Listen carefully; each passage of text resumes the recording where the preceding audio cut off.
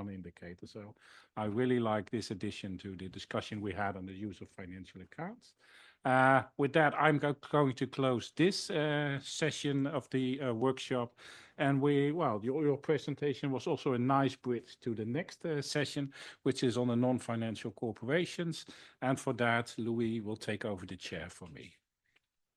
Thank you, Gerard. So indeed, we come to the session on issues related to non-financial corporations. And the first presentation will be by Emmanuel. So on the analyzing non-financial corporation using institutional sector accounts.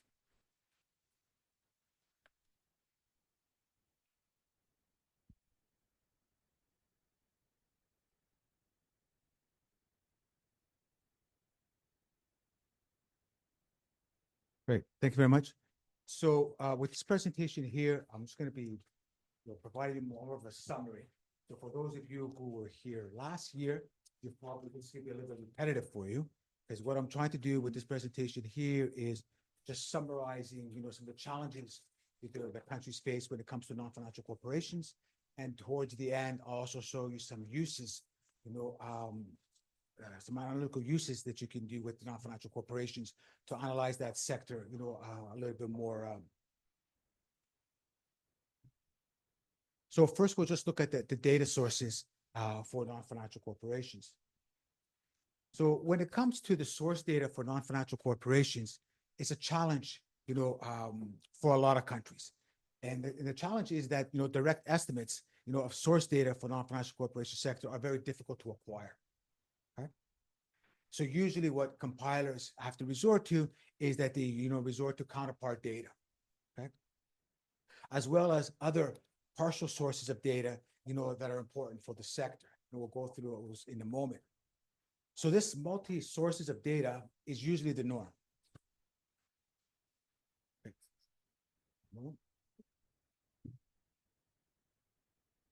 Okay.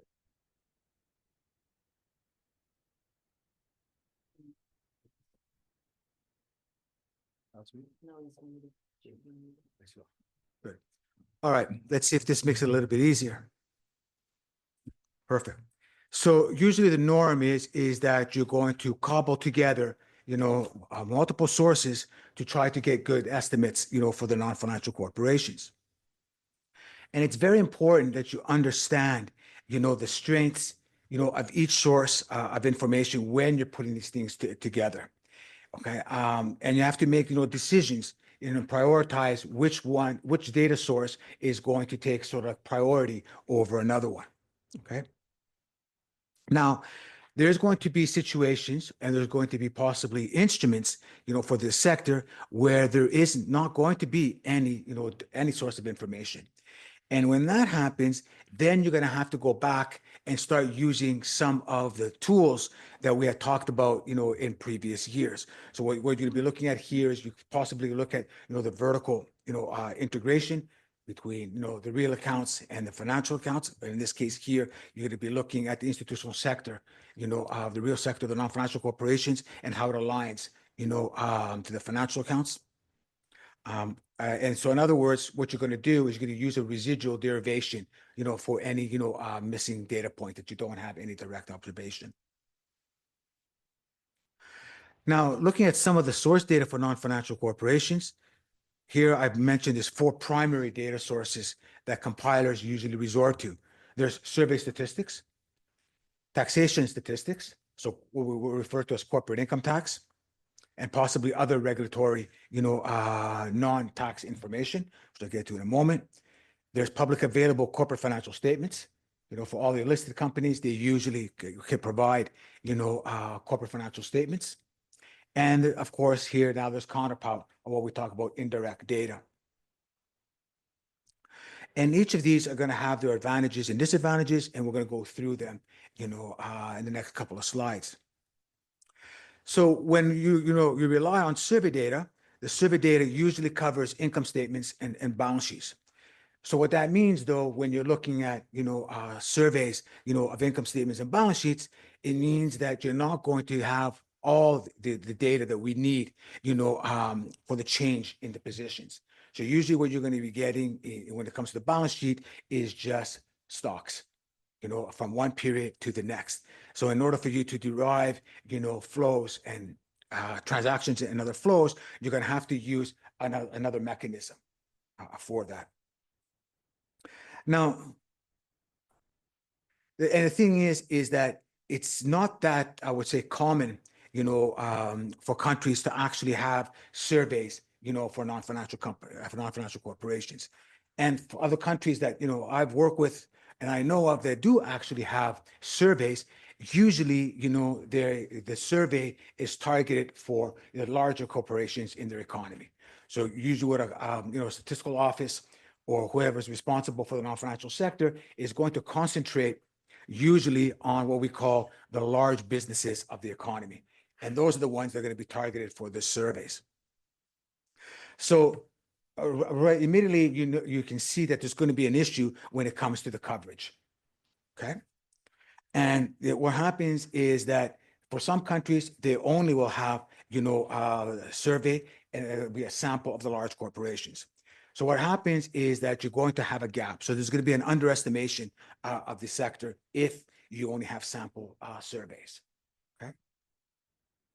Similarly, if you don't have a comprehensive business register, you could be introducing biases, by just trying to estimate, the large corporations in the economy.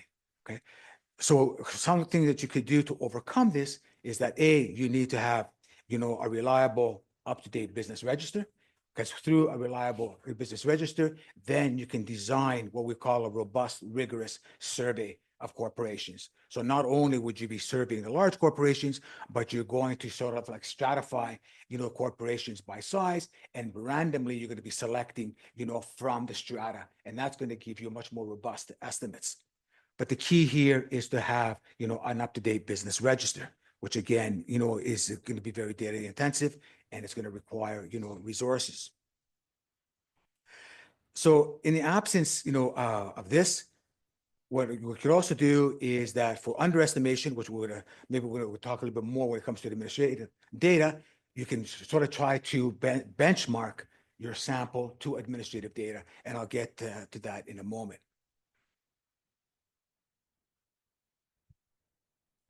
So indirect source data plays a very important role, in generating the estimates for this sector. Right? And such data can provide central information, of the financial assets, depending on the asset composition and the liabilities. Okay.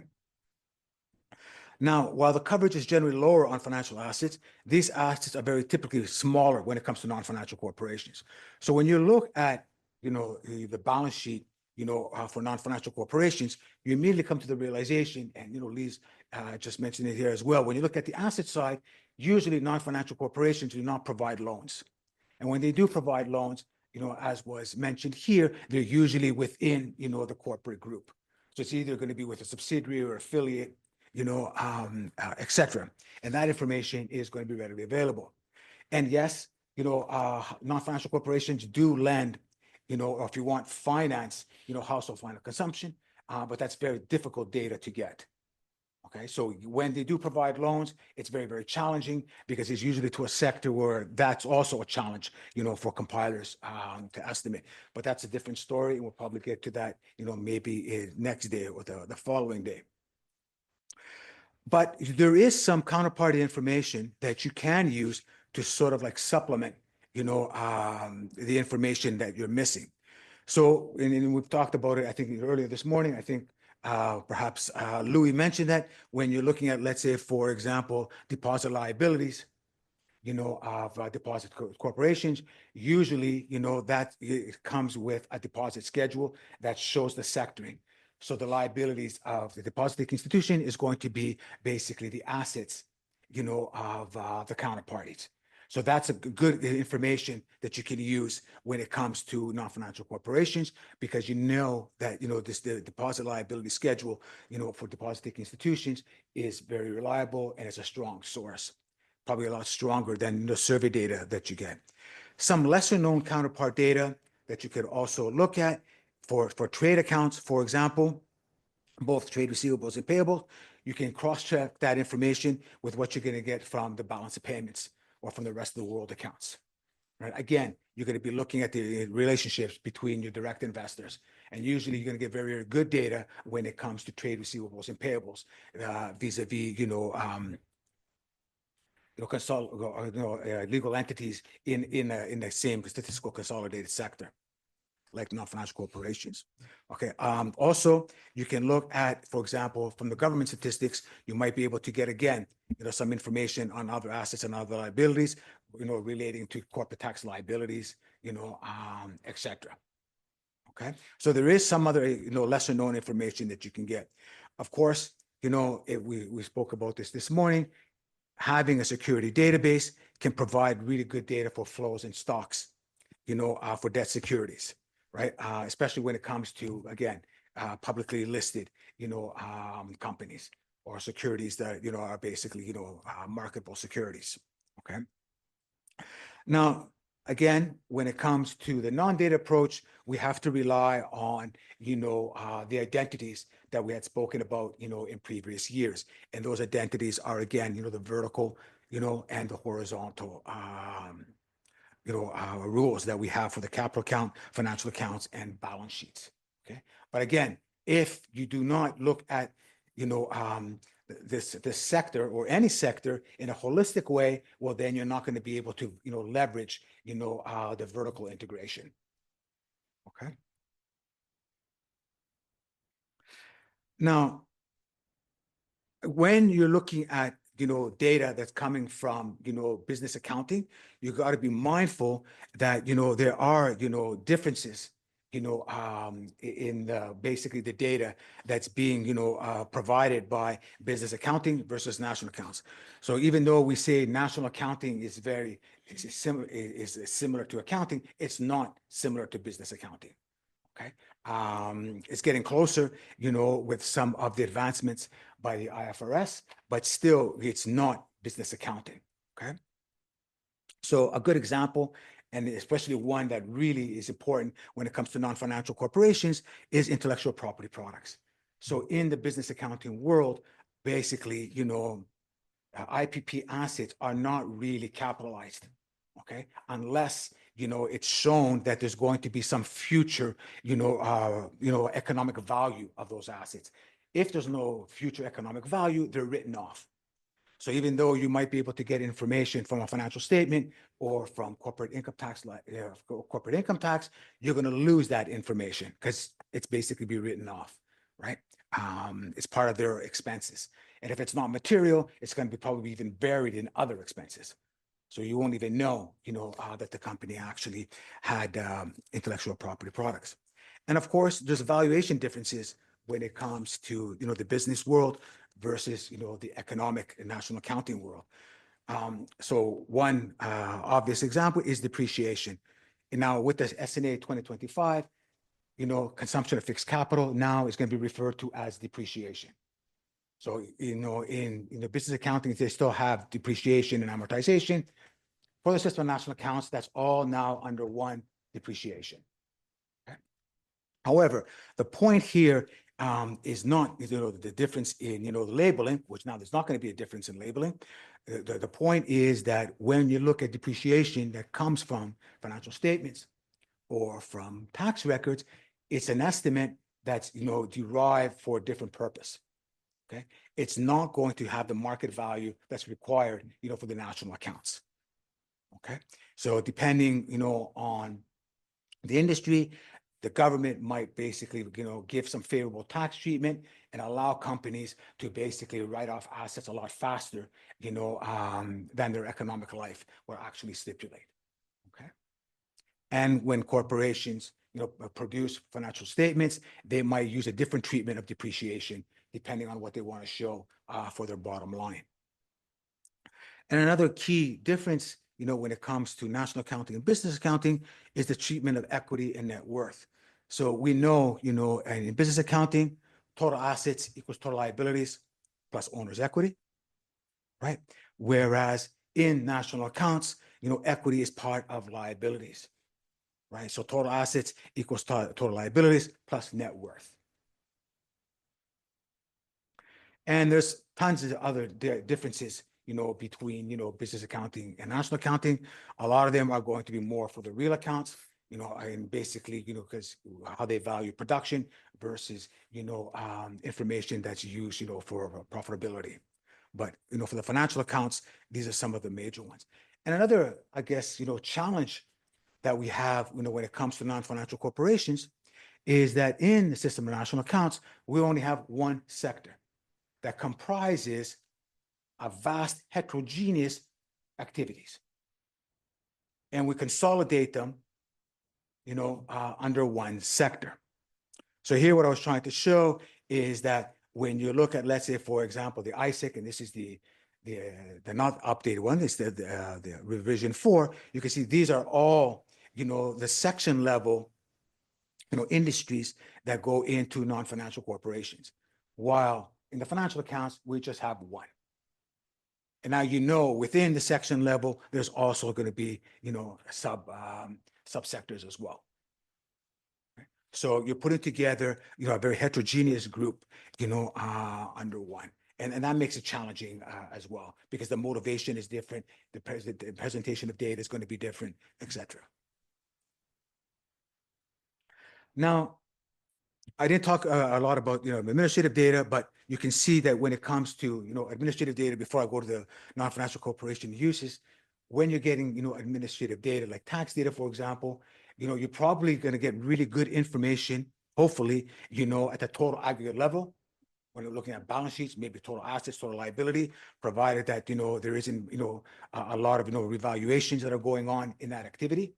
However, you're going to lose a lot of the granularity that we need, for the national accounts. Okay, so there's a trade-off. Administrative data might be able to provide you what we call benchmarks, maybe, again, depending on the revaluation that's going on in that activity, but it's not going to provide you with all the detail that we need for all the instruments that are required for the national accounts. So now what I would like to do, this is, again, it's a little bit outdated. I didn't have the time to incorporate this to the most current period, but I wanted to show you, some of the things that you can do once you put together, an institutional sector account. And the reason why I'm emphasizing institutional sector accounts, because now what I'm going to do is I'm going to show you how you can piece together information from the real accounts and then put it correspondingly, to what you have for the financial accounts. So here, what I'm just showing is the debt to operating surplus, for G7 economies, from 2018 to 2021. I think the latest data that I could have added here was 2023, but unfortunately, I didn't have the opportunity to do so.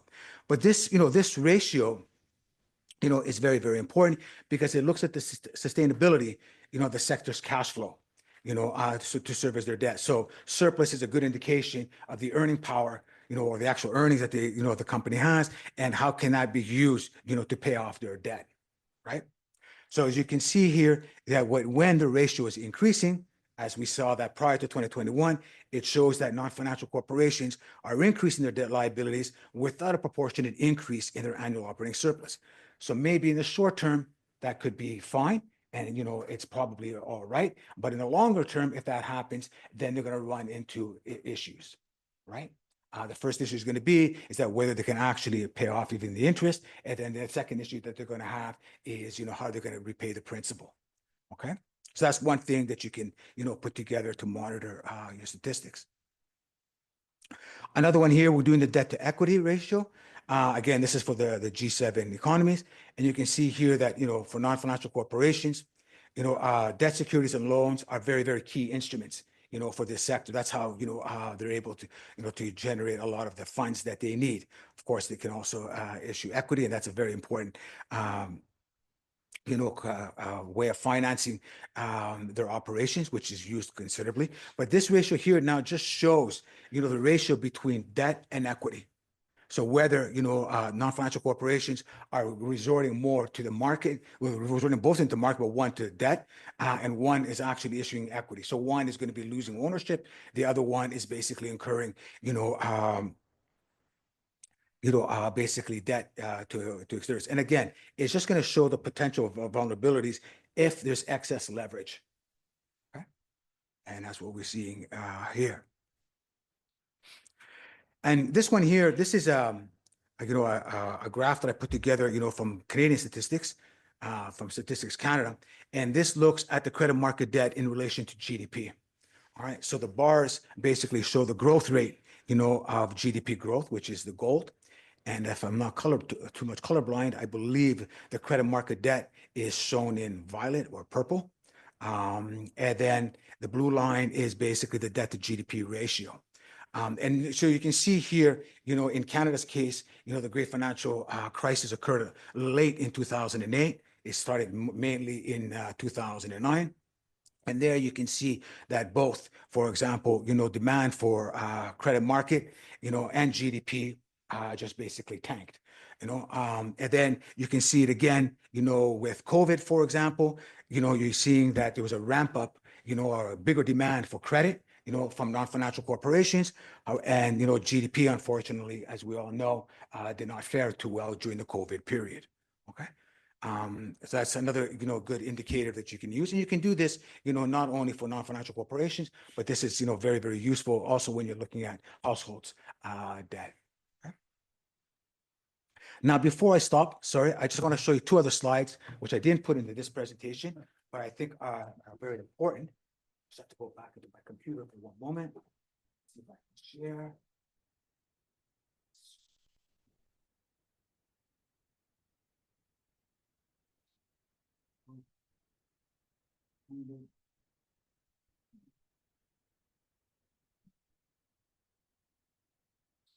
So there's two slides I'm going to show you. Great. Let's just wait if this comes up. And this was it's good. Okay. So this was a discussion we had at the break. And I was talking about, when we're looking at the from home to home statistics, why it's important to also have a time series dimension. So we know that the from home to home is a three-dimensional, and it basically, if you just do it that way, it's a very static, it just shows you a static picture, of, the creditors and debtors. But if you try to do a time series, then it gives a different perspective, of what's going on. So here, what we're seeing is this is non-financial corporation borrowing in Canada. And what I'm looking at here, this is the non-mortgage loans. So yes, I know this is Canadian speak. It's not SNA speak. Statistics Canada has its own language, which doesn't follow, very nicely with the SNA. But what non-mortgage loans means is that it's all loans that are being granted, to non-financial corporations, excluding, intercompany debt and excluding mortgages. Okay. And what you can see here is that the different lines basically show the providers of loans to non-financial corporations. So in Canada's case, non-financial corporations rely on charter banks. These are the largest deposit-taking institutions, in the country. And you can see that they've been relying, on borrowing, or, getting their financing from deposit-taking institutions, for the past, 30 years or so. However, if you look really closely, at the last period, you see, for example, that there's been a dip. In the last period, the demand for funds is not really, so the funds are not coming from, the deposit institutions, but they're coming from the government sector, which is shown in the gold line. And this corresponds to COVID. So during COVID, for example, financial institutions, mainly charter banks in Canada, refrained from providing additional funding to non-financial corporations, and the government had to come in, and support, their activities. So when you're looking at, from a whom to whom, from a time series perspective, it gives you a different, analytical richness that you can use, in communicating your statistics, and at the same time in making sure, that, you have good, reliable statistics. And the last slide that I want to show you is we touched upon earlier this morning. Perfect. And this is because this morning we talked about, thank you, thank you. Thank you very much. We talked about this morning when we were looking at the SNA 2025. Now, this is the template that was, agreed upon, during the DGA discussions, for institutional sector accounts, financial accounts and balance sheets. So this is the template, for financial corporations. we'll start first from on the right-hand side before we go into the left-hand side.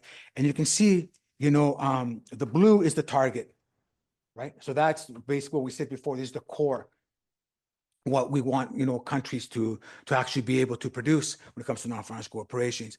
But now with the SNA 2025, here we're asking, excuse me, and we talked about more on from the financial corporations, but here, even for the non-financial corporations, now what we want is we want to sort of have a dimension of nationality, versus multinational enterprises. So you're breaking down, for example, the non-financial corporation sector into public non-financial corporations, of which, public non-financial corporations, which are part of domestic multinationals.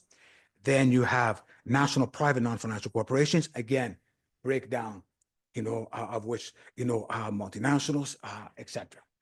Okay. And then looking at the left-hand side, you see the instruments. So when you see the instruments, the encouraged ones are going to be the ones that are going to give you more granularity. So when we're talking about, terms, maturity, like the remaining terms to maturity is going to be, an encouraged one. For example, then the split between, foreign currency and domestic currency. But all the other ones are basically, items that we would like to have, when you're putting things together. That's part of the core. Okay. So, yeah, it's still going to be, it's a challenging sector, still to put together. But, it's one I would say, I don't know, personally, I think it's probably, the second most important sector in the economy. Also, it's in my opinion, is the most important. Then non-financial corporations, driving, employment and production is very important. Whereas the financial corporations just basically, make sure that the wheels are greased and provides, the liquidity necessary. But that's what I have to say. Thank you very much, Emmanuel, for this excellent presentation, very clear and comprehensive. So we'll take any question from you? Yeah. I have one question. The last slide, the short-term and long-term loans, were they originally divided based on the original maturity, and the long-term loans were then divided based on remaining maturity, if I'm understanding correctly? Yeah, it's remaining maturity.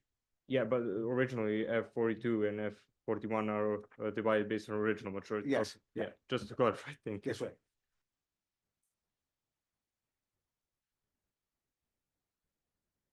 So that's another additional dimension that you're gonna need to try to get data for.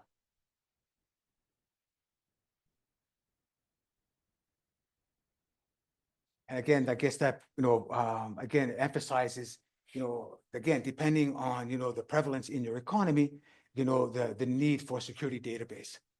Because if you start with a security database, then you can put in all the characteristics that you're going to need, for the national accounts and for other purposes.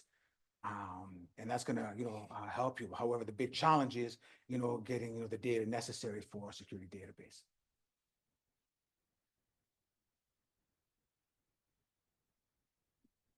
Any other question point? So in the meantime, on your presentation, there is this debt to equity ratio. There is a point we already raised about the valuation of non-quoted equity, which is something to have in mind. Yeah. Which may be differ across countries. I see in the SNA 2025, there is preferred methods which are put forward. Yeah. Which is, if I'm not mistaken, the market to book value, or the unfunded book value. Yeah. Or recent transactions. Yes. Well, different methods which may come to different results. Yeah. So yeah, something to be aware. Yeah. To be aware. Yeah. Yeah. So, well, I think, I mean, in the SNA 2008, I think there was maybe 6 possible options, to measure unlisted equity. And through the process, now it's been, reduced to 3. So, if you do have the data, You know, you have the preferred method, as I mentioned, you know, looking at basically, you know, the market value of unlisted equity. But that means that, you know, both the assets and liabilities have to be on a market value in order to obtain that information. Then you have the most recent price valuation that you can get. However, recent means recent and not something that you had, let's say, 5 years ago or 2 years ago, et cetera. And the third one, which I think, you know, will hopefully, you know, minimize, you know, balance of payments asymmetries, is the own funds at book value. And I think, you know, in a lot of cases, there's probably the third one that's going to be the one that's going to be used for unlisted equity. Well, that's an issue. We talked a little bit about that last year, you know, about the valuation and how important it is. And, you know, when we look at unlisted equity, it's not only important for non-financial corporations. Of course, it's important for non-financial corporations because it's going to impact their liability side. But then you have to say, what is the counterparty of the unlisted equity? And, you know, and in a lot of cases, it's going to be the household sector. It's usually household assets, you know, is the counterparty for the unlisted equity. Right? So it's one of the areas that, you know, a lot of countries struggle with.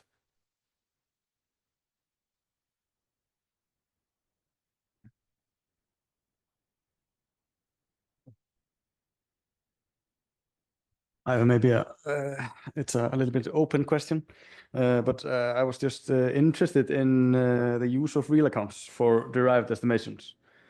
Because for us, we don't have this good interlinkage between the real accounts and financial accounts. But this is something we're working on. So yeah, can you comment any more about using the real accounts for the derivation? Yeah, I guess I could. I'm not sure exactly what you want me to comment on, but you know, when you actually look at the real accounts, especially when now we're talking about just the financial accounts and balance sheets. So when you look at the sectors, you have to look at, well, okay, what is their, you know, predominant assets and liabilities of each sector?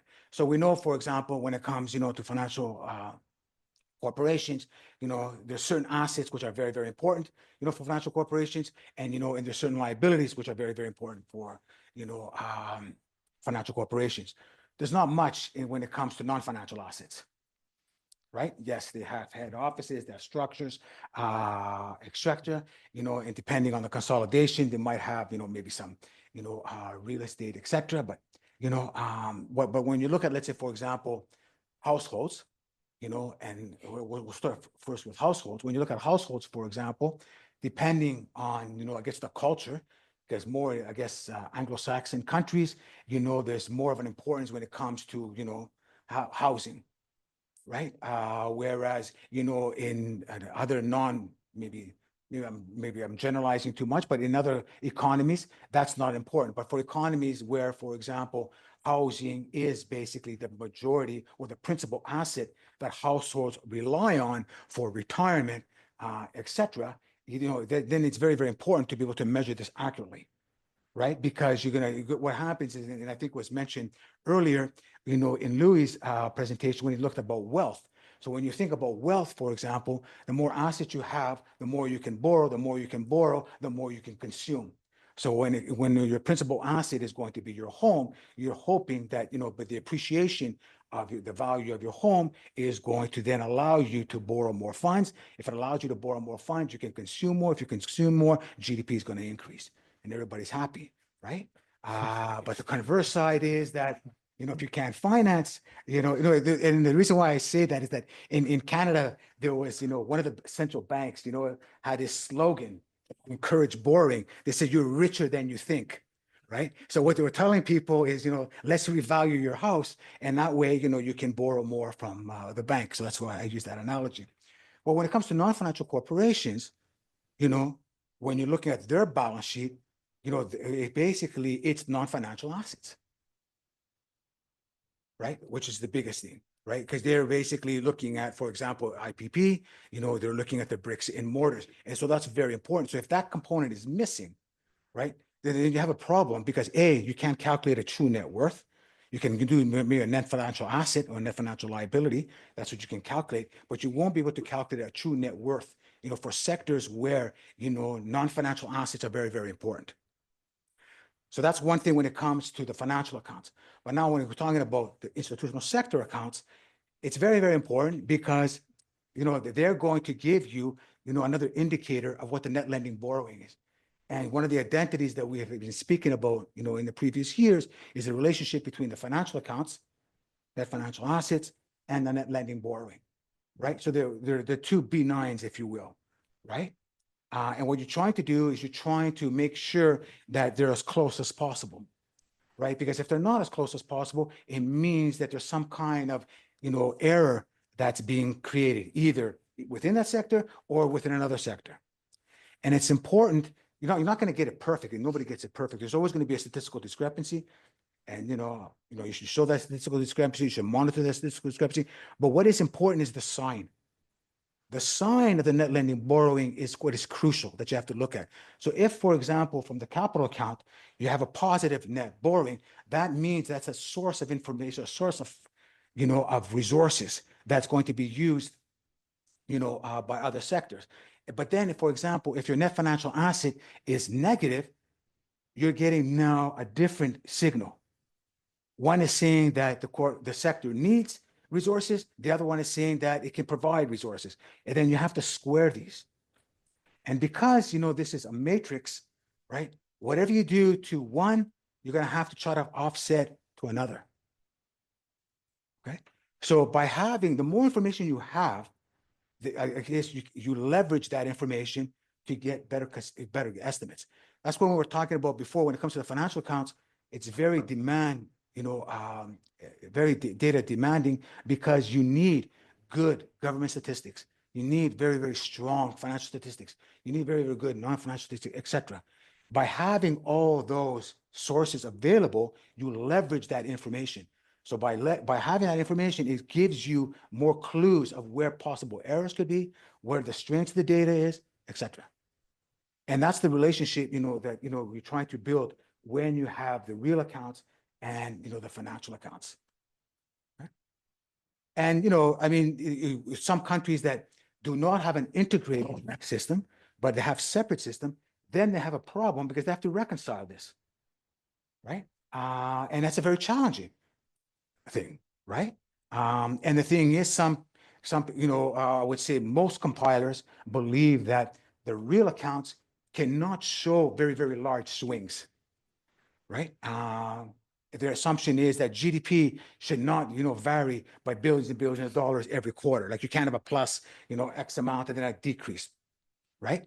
Of course, if you stand back, there is issues with, the real accounts. Not every, category of the real accounts is measured, as perfectly as it could, right? There's still assumptions that are being made. There's some categories, which again is beyond the scope of this course, which are very, very difficult to measure. Some of them, we've touched upon, right? So, when it comes to, investment, for example, gross fixed capital formation, that's difficult. There are areas where they have challenges. Similarly, when it comes to the financial accounts. However, the idea is that when you're seeing large swings, the first thing that you would do is you would look at, for example, your marketable securities. Because usually there could be, the problem with the financial accounts is that it's very difficult for compilers to get transaction data and, and other volumes of assets, data and revaluations. So when you see large swings, the first thing that you would try to do is look at, for example, all your marketable securities. Are you sure that it's because, we're comparing transactions, to the net lending borrowing of the capital account, right? So what you try to do is you try to see, well, is it possible that, somehow there's been some leakage into the transaction data in the financial accounts? So you start looking at, for example, how, your securities are moving with, with markets, right? So you're going to look at, let's say, for example, what's happening to interest rate regimes, the stock market, et cetera. Okay. Also going to look at, let's say, for example, foreign exchange, appreciation, depreciation. So there's things that you do. So by having, again, these two things, it just helps you, to make sure that, you're providing reliable estimates, right? And, and both of them together then they create really, interesting stories. As you saw, earlier this morning, when you're looking at the marginal propensity to consume, obviously, you need to know where's this resources coming from, right? So having both together, gives you a very rich, statistical, infrastructure to work on, right? Because GDP basically tells you the production of goods and services. It doesn't tell you how those goods and services were financed. That comes from the financial accounts. So having both together gives you a much more complete story. Yeah, so sorry for dragging on. Yeah, sometimes I get excited. So if we have no other point, thank you again, Emmanuel. We'll turn to the next presentation, which is a presentation on the financial accounts in Armenia by Mrs. Titizian.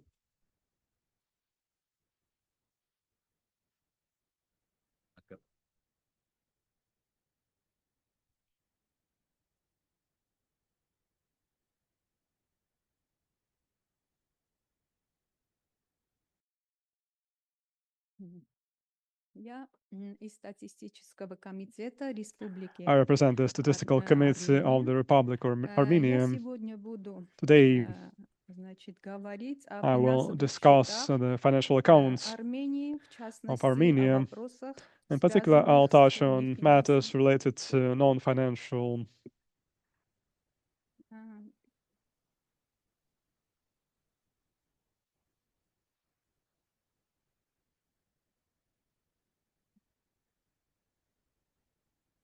Сектор нефинансовых Non-financial корпораций. corporation sector.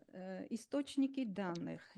What are the Источниками data данных sources? The являются data sources are Армстат, Комитет Armstat, государственных the доходов, State Revenue Департамент по Committee, управлению the государственным State имуществом, Property Management Министерство Department, финансов the и Ministry of Центральный Finance and банк. Central Bank. Значит, Армстат, из Armstat Армстата получаются данные статистических отчетов по форме provides the 3F. data from the Armstat gets the data from statistical reports according to 3F form. Из базы данных Then действующих организаций there's database of active organizations, the business register of Armstat, Комитет государственных the доходов State Revenue предоставляет Committee данные, provides балансы the balance sheets, бухгалтерского учета. the accounting information, Департамент по управлению and the государственным State's имуществом, Property Management Department значит, показывает данные о размере demonstrates the data государственного on the участия в amount of уставном state interest капитале in the charter юридических capital of лиц, the legal entities зарегистрированных в базе данных registered in the database регистрации государственного of the имущества. state property registration. И Центральный And банк so the и central bank Министерство and the финансов Ministry of являются, Finance are значит, источником данных, the data source as берутся данные контрагентные. they take the И, counterparty data. Вот это, что касается источников данных. And this slide shows the data sources.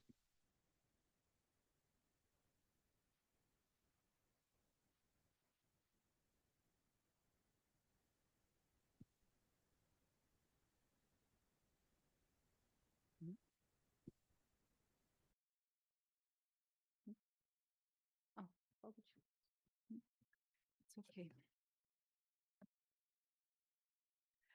Секторизация нефинансовых корпораций. Sectorization of Здесь, non-financial значит, corporations. показано, This slide demonstrates формируется генеральная совокупность the выборки general нефинансовых sample is корпораций. generated for Значит, данные non-financial берутся из corporations. The data is taken бизнес-регистра, from the business куда register, входят корпорации, which includes фонды, corporations, филиалы, funds, товарищества и другие. subsidiaries, partnerships, Значит, and все others.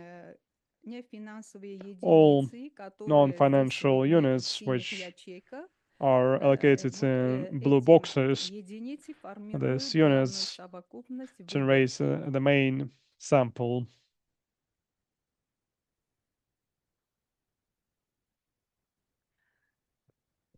Единицы сектора нефинансовых the корпораций в units of соответствии с sector of non-financial классификацией, corporation according to установленной the законом classification ФЕРА, established by the law делятся на две группы. RA Крупные и are средние divided into two groups, организации, large and medium малые organizations and микроорганизации. small and micro organizations. Классификация крупных и средних Classification of large and организаций medium осуществляется organizations только на is основе performed only on the критерий, basis of the criterion определяемой determined численностью by the работников. number of Все employees. крупные и All средние large and medium организации organizations предоставляют provides трудовую форму 3F. the annual Из form малых 3F. From микроорганизаций small and micro в выборку organizations, попадают sample организации includes с оборотом organizations with в предыдущем the году turnover in the previous year 115 of миллион 100 драмов и million более, drams and more, а из единиц, у которых and основной among вид units where деятельности the main торговля, operations in 400 trade миллион драмов и 400 более. million drams and more.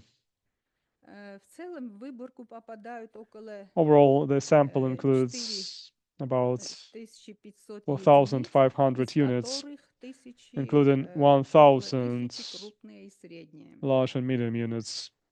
С этого года отчеты предоставляются Since в this year, the режиме reports are онлайн. submitted in online mode via the platform. На веб-сайте Армстата подробно As the описана структура Armstat websites, метаданных there is a specific discussion, detailed description of the SDMX, Euro SDMX metadata, финансово-экономические financial and показатели economic финансовых indicators организаций. of non-financial organizations.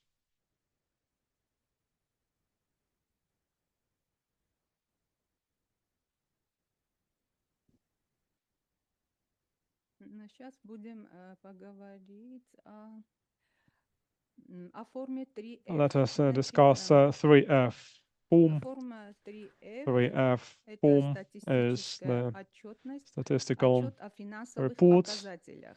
the Э, reports on financial Есть 4 performance. раздела в этом There are отчете: активы, three собственный parts, капитал, assets, обязательства equity, и финансовый liabilities, результат. and Значит, financial активы results. и The обязательства assets and liabilities показывается на are начало года и на конец года. reflected at the beginning of the year and the end of the А year. собственный капитал The уже equity более подробно. Чтобы is улучшить described more качество specifically to данных improve в этом году в the разделе data quality this «Собственный year in капитал» the section on были equity. внесены We изменения, made changes в результате чего as a result. собственный капитал, The значит, equity респонденты собственный respondents капитал предоставляют в разрезе provides остаток на начало equity года, as the транзакции, другие изменения balance at the и end of the year, остаток на transactions, конец and года. balance at the end of the year.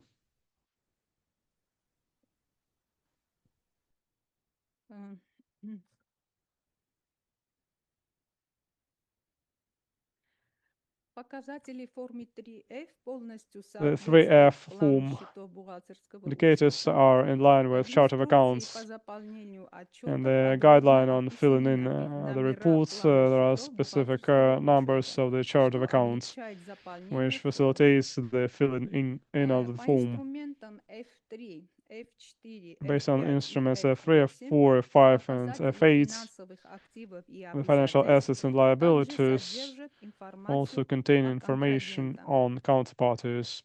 С точки зрения From the заполнения perspective отчета of это filling in создает of the report, this дополнительные creates трудности, additional difficulties. но эти данные дают But this возможность data определить allow потоки to и determine the запасы от flows кого and к кому. stocks from who to whom.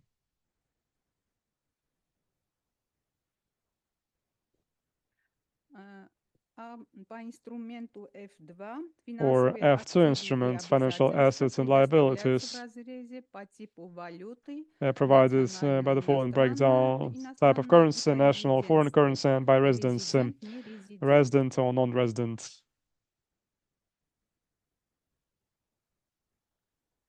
Обработка данных. Data processing.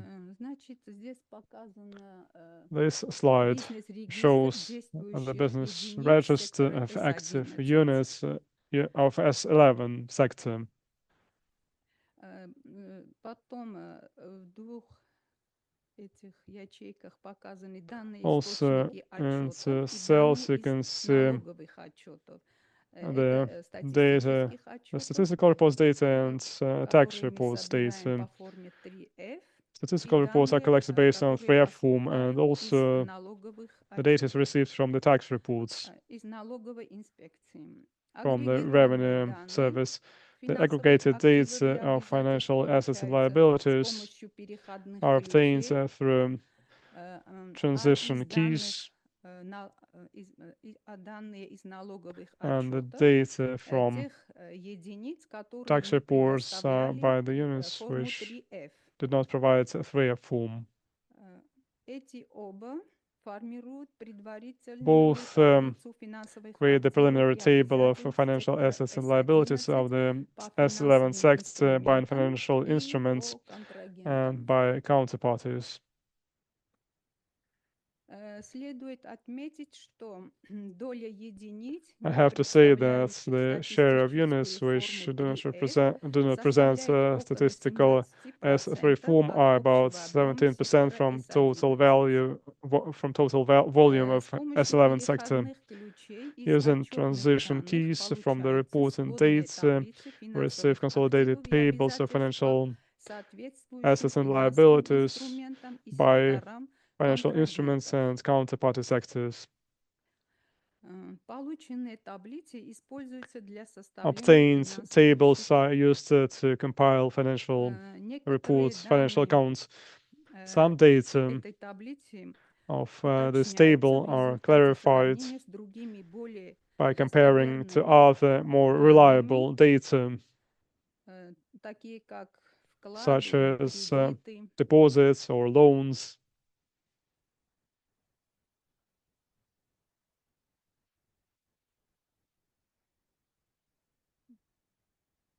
составление матрицы от кого к кому. A compilation of the matrix from who to Данные, whom. полученные из разных Data received from different источников, в sources Гармстате вводятся are entered into соответствующие таблицы the MS Excel. MS На Excel основе tables этих by данных Amstadt. Based on формируется this матрица data, we обработки и create the оценки table данных of от кого processing к and кому. evaluation of data from who to whom. Матрица позволяет The matrix сравнить allows данные, to compare полученные data по obtained активам одного on the сектора, assets of one с sector данными, with полученными the по data obtained обязательствам on другого liabilities of сектора another по sector определенному финансовому инструменту. for the relevant financial instruments. Для каждого инструмента For имеется each по instrument, 3 линии. there are Данные 3 по lines. активам, данные, Assets полученные со data, стороны пассивов, и liability side data, выбранное значение, and которое selected может быть value, как which со can be стороны either актива, так и on со the asset стороны side or on обязательств. the liability side.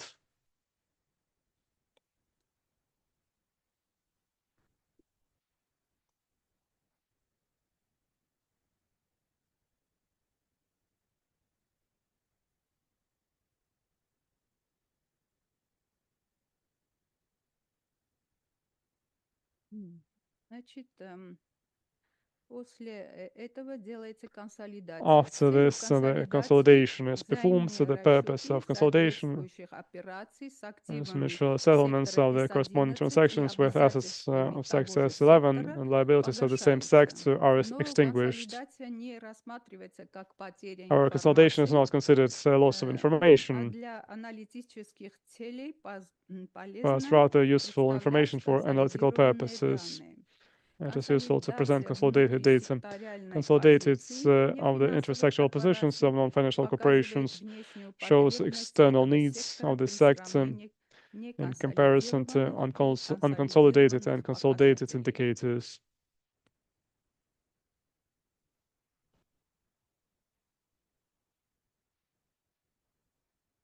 Здесь представлено, какие This источники slide выбираются для presents the data sources составления selected финансовых счетов, for financial accounts compilation. которые те компоненты, которые входят уже These are the components which are included в окончательную таблицу. into the final table. Вот, например, кредиты For здесь, example, loans которые отмечены желтым цветом, here это in yellow, означает, что you can see эти данные были that the погашены states при were консолидации, extinguished потому during что consolidation идет из со стороны because активов from the и со asset side стороны and from обязательств. liability sides. И вот по этим линиям On these идет lines, погашение. there is extinguishing, И получается консолидированные данные and сектора we get consolidated data S11. of S11 sector. И это наши финансовые активы за These are financial 2021 год assets for 2021 обязательства and liabilities обязательства за 2021 for год. Начальный 2021. баланс транзакций, The другие initial изменения balance и transactions, other заключительный changes, баланс. and final balance. Вот то, что я хотела. This is all I wanted to mention. Спасибо. Thank you.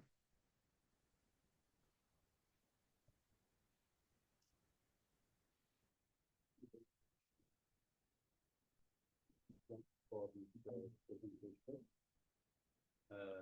Yes, sure. So thank you very much for this presentation. We'll take some question you may have.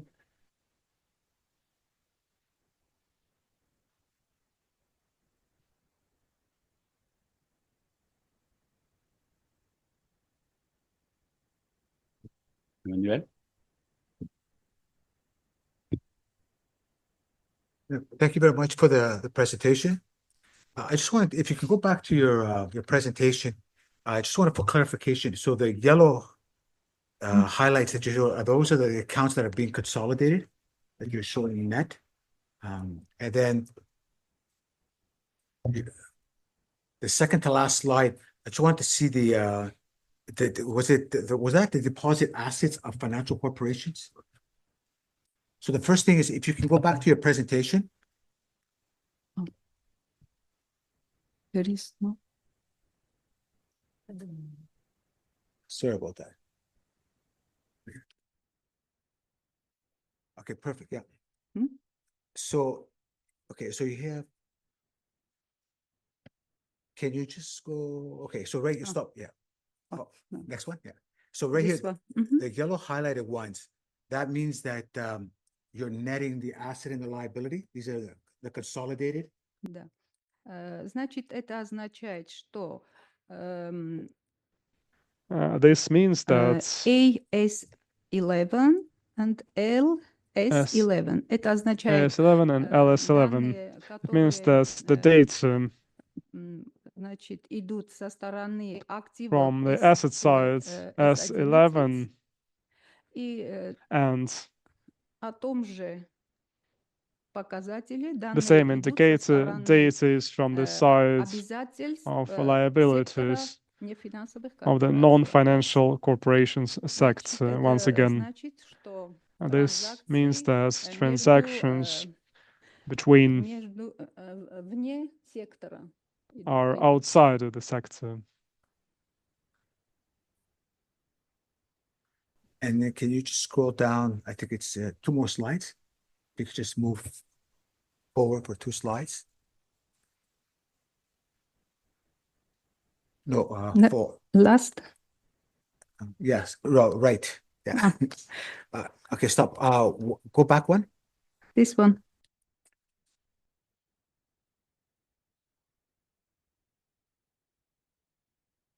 Okay, perfect. Okay, sorry. Yeah, that's good.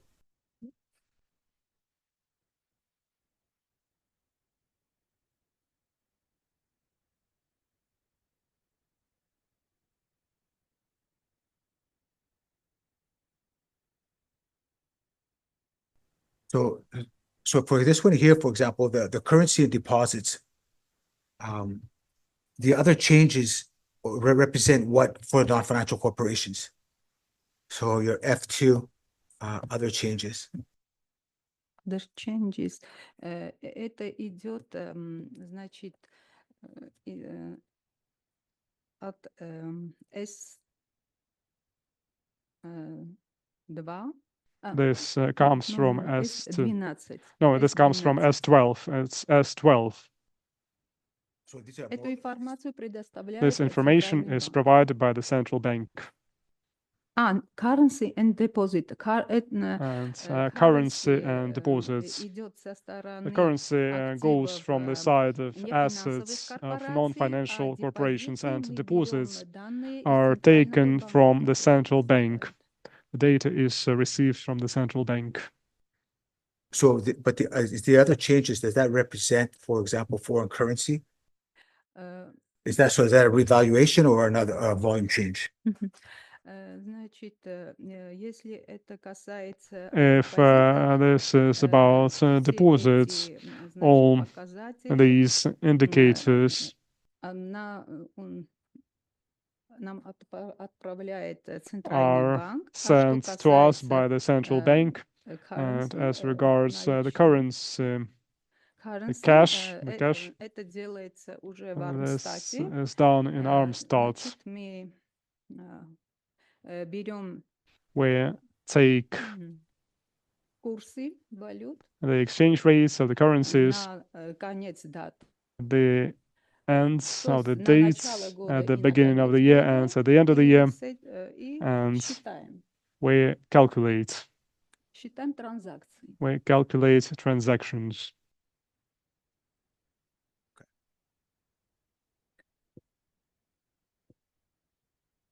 Thank you.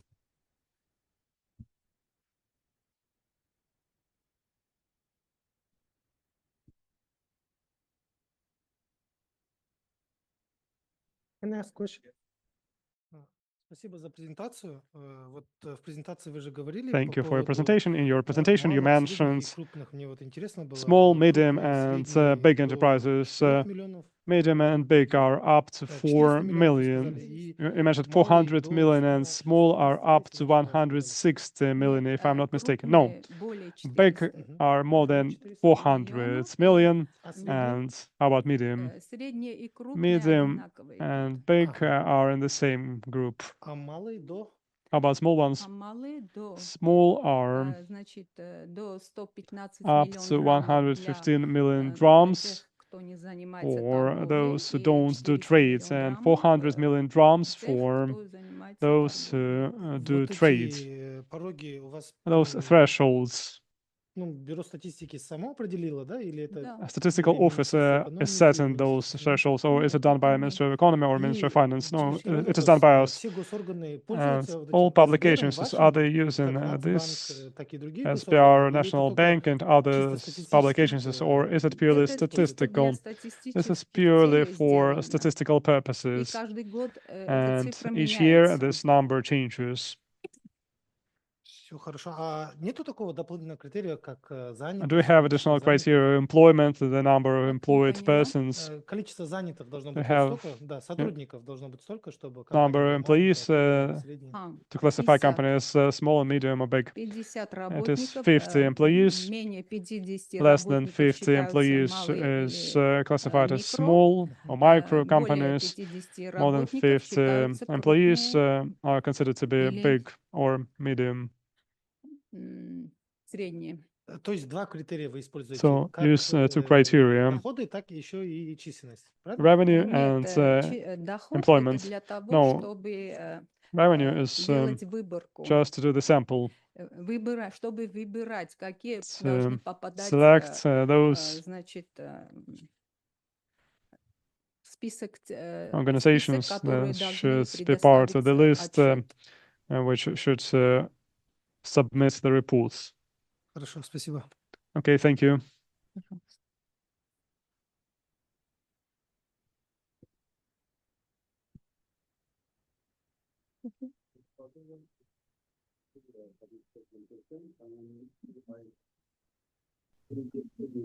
Data, you present also non-consolidated data, or just consolidated data. For the AU, for example, usually the accounts presented non-consolidated, I mean, at the sector level, they may be consolidated as a unit level. So do you also present non-consolidated data to the public, which may have also an interest? And second, as you use a business register, business statistics, have you identified a particular difficulty or problems for the conversion from the source data or business accounts to the national accounts? And then I had another question. It seems there is in the business register, the funds, you identify the funds in the list. What is it related to these funds? В бизнес-регистре там есть всякие, ну, Business register значит, есть фонды, includes the funds которые занимаются which торговой деятельностью. Ну, не are торговой, а doing деятельностью, которая значима the для activity which экономики. is significant for the economy. For example, институты сейчас we have institutes, зарегистрированы как фонды, they are registered as funds at the moment. учебные заведения. Educational institutions are registered as funds. И еще хотела сказать, что Also, I'd like to mention that неконсолидированные данные non-consolidated тоже мы data получаем, is also но received by когда us, but публикуем финансовые when we счета, publish пока financial что accounts, только at this point we публиковали publish консолидированные only данные, consolidated data. неконсолидированные We do not publish не non-consolidated опубликованы, не data. опубликовали.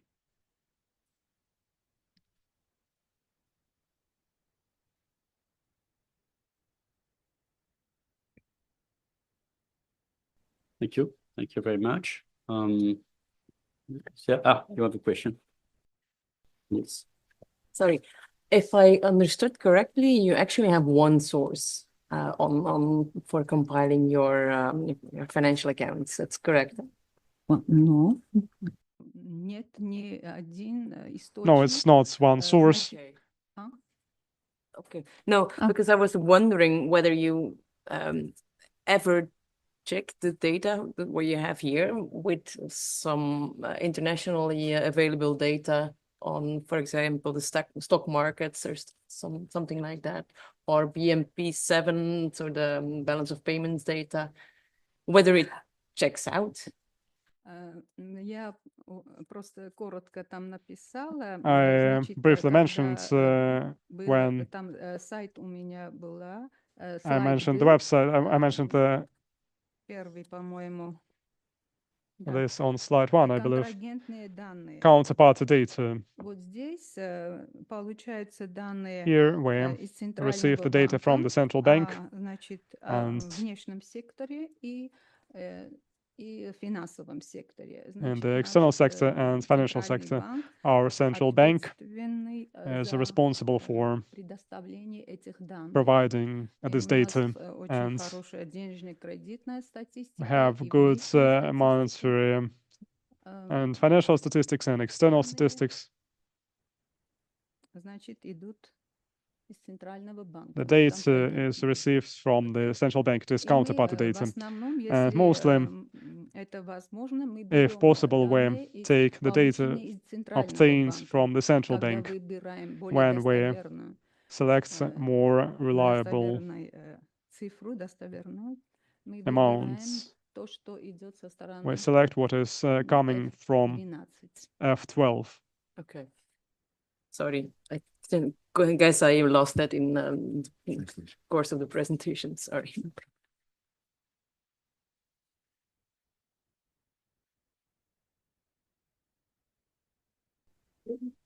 Thank you very much. If there are no other questions,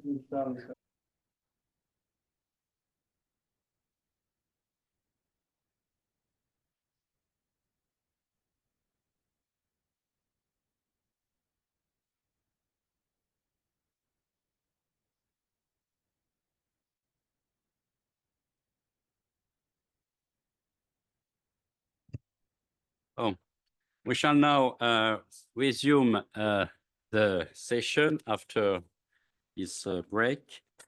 And we shall have now the presentation again in the session on non-financial corporations by Mrs. Sansu Sebek from the Central Bank of Turkey. Sorry if I mispronounce your name.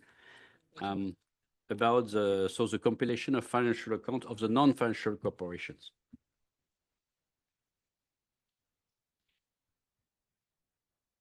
Hi again. My name is Cansu Gökçe Zeybek, but it's not proud. Cansu. Has different pronunciation. This session, I will talk about the compilation of financial accounts for non-financial corporations. This is my outline.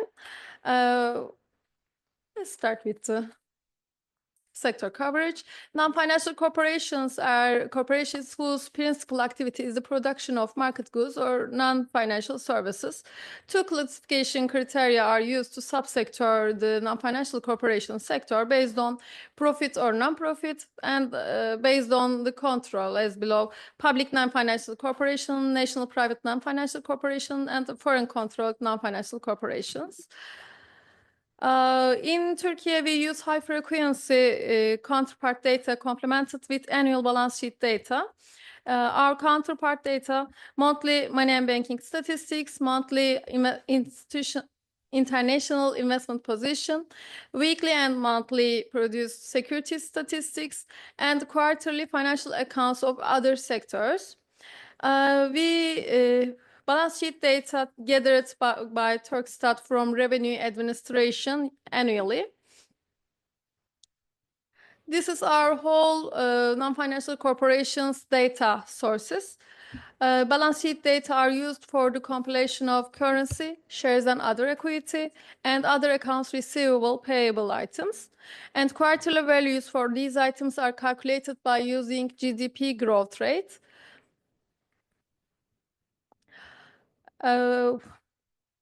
Total currency holding calculated by annual data multiplied by GDP growth rate, and FX currency holdings of non-financial corporations is estimated by using survey data. The sample is corporations holdings FX liability in their balance sheet. Shares and other equity. Since annual balance sheet is based on book value, we get market value of unquoted shares and equity issued by non-financial corporations by this equation.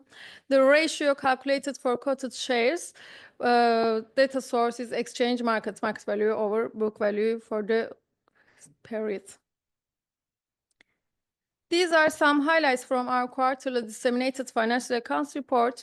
As you see, non-financial corporations are net borrower over the years, over the quarters. And other account items has the largest share in both financial assets and liabilities. Tracking the composition of flows in financial assets and liabilities are important also. It's from our report. According to cross-country comparison of non-financial corporations, liabilities to non-financial corporations, Turkey was among the countries with low indebtedness level. It shows the liabilities to GDP. It's a ratio. Challenges regarding balance sheet data is the frequency. It is annual, and when compiling quarterly financial accounts, we need to use quarterly values. The timelines is also another challenge. Balance sheet data compiled from data collected for tax purposes, which come with a greater lag than timelines of financial accounts.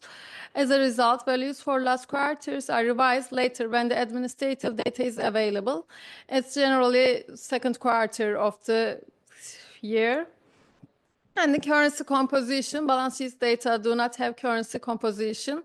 So to gather the currency divides, we should use other complementary data sources like surveys. The subsectorization is another challenge for us because, as Emmanuel mentioned, that non-financial corporations should be subsectorized to more than 4, public non-financial corporations, national private non-financial corporations, foreign-controlled non-financial corporations, and their offices. And fintech, detecting and compiling data for fintech companies is another challenge. Fintech companies are a diverse group of entities whose activities cut across the different sectors and subsectors of the economy, and they should be classified within the institutional sectors, subsectors corresponding to the nature of their activities. Some institutions that provide fintech-related services may be classified outside the financial sector as non-financial corporations if the provision of financial services is not their main function. So fintech companies is a really hard topic for us to gather the data for them.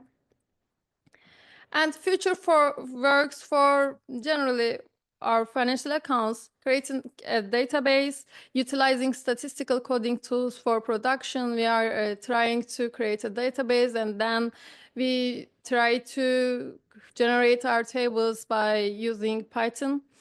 And using microdata using new microdata for our data source. This is the end of my topic. Thank you. If you have a question, I'll be glad.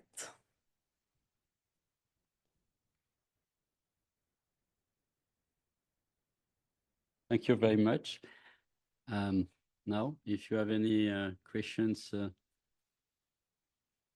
this presentation.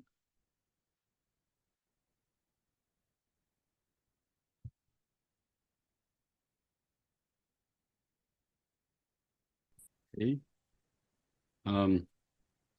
So as to be in the meantime, I look at the data on breakdown of financial asset by instrument, and this is also a point I noted about the other accounts payable that may or may not be included in extended definition of debt. It's really very big in your account. It's very big. And it also applies to, here it's non-financial corporations or other sectors are impacted. It's just for non-financial corporations. So it's non-consolidated in between. Non-consolidated. Yeah. Okay. And when we use the debt definition, we get just loans and debt securities, I think. Yeah. Okay. So it's excluded in Turkey.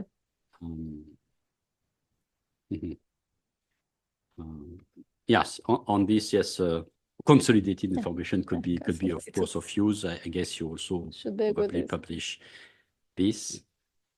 Then on there was the questions about the market value of book value use of balance sheet data. Then you took the book value in 2023 Q4. Yeah. Okay. Multiply by the GDP growth rate and then market value. For the quarter. Yeah. Okay. Well, this is estimation. Okay. Okay. No.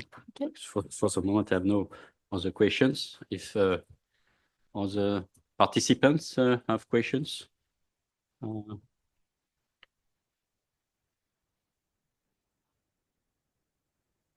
You refer to the also decompositions of the sectors for proposed in the SNA 2025. As far as you are concerned, do you think they are within reach for Turkey? These decompositions between public and private. We are working on it, but there is no data source to divide the non-financial corporations for all the instruments. Just for instruments that we take the data from counterpart, money and banking statistics, yes, we can. But in other instruments, that we have struggled. Well, as I'm here, I would say, if you in your use of data, do you use a financial account in your forecast exercise? The forecast, you're in the central banks or in the forecast exercise of the central banks. I mean, which would be centered on GDP, I guess. So forecasting in the statistics department, but the researchers are using forecasting methods with Not, of course, of the accounts, no. statistic department. I mean, the central bank, is there the use of, is there a financial forecast, financial account forecast in the framework of the, I guess, regular? No, there's no regular study for that. Thank you. Thank you. No.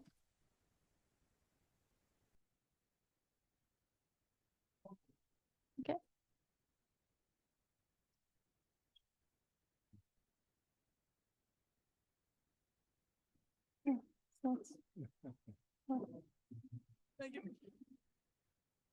Because we are also in the process of like modernizing our processes. So I have an interest in the like what you're doing in databases in Python, because we have kind of hit a wall kind of with manual balancing. And so with that, our new processes that we are basing on Python R and databases, we always like it gets a little bit difficult in the manual balancing process where you have to like choose sources, you have to do some manipulations. My question is basically just, have you solved this? Can you give me a solution? Cannot solve this because we are at the beginning of this process. We just now creating the data.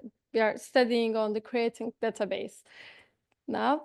The using Python is other step for us. So there's no balancing. Balancing is still manual.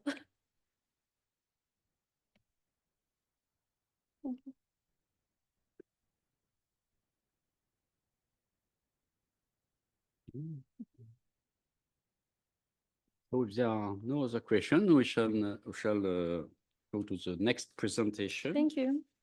Thank you very much. So the presentation will be by Mrs. Prasnawati Dewayani, of Deputy Director at the Bank Indonesia, about the compilation and utilization of the financial account of the non-financial corporation sector, experience, challenges, and opportunities.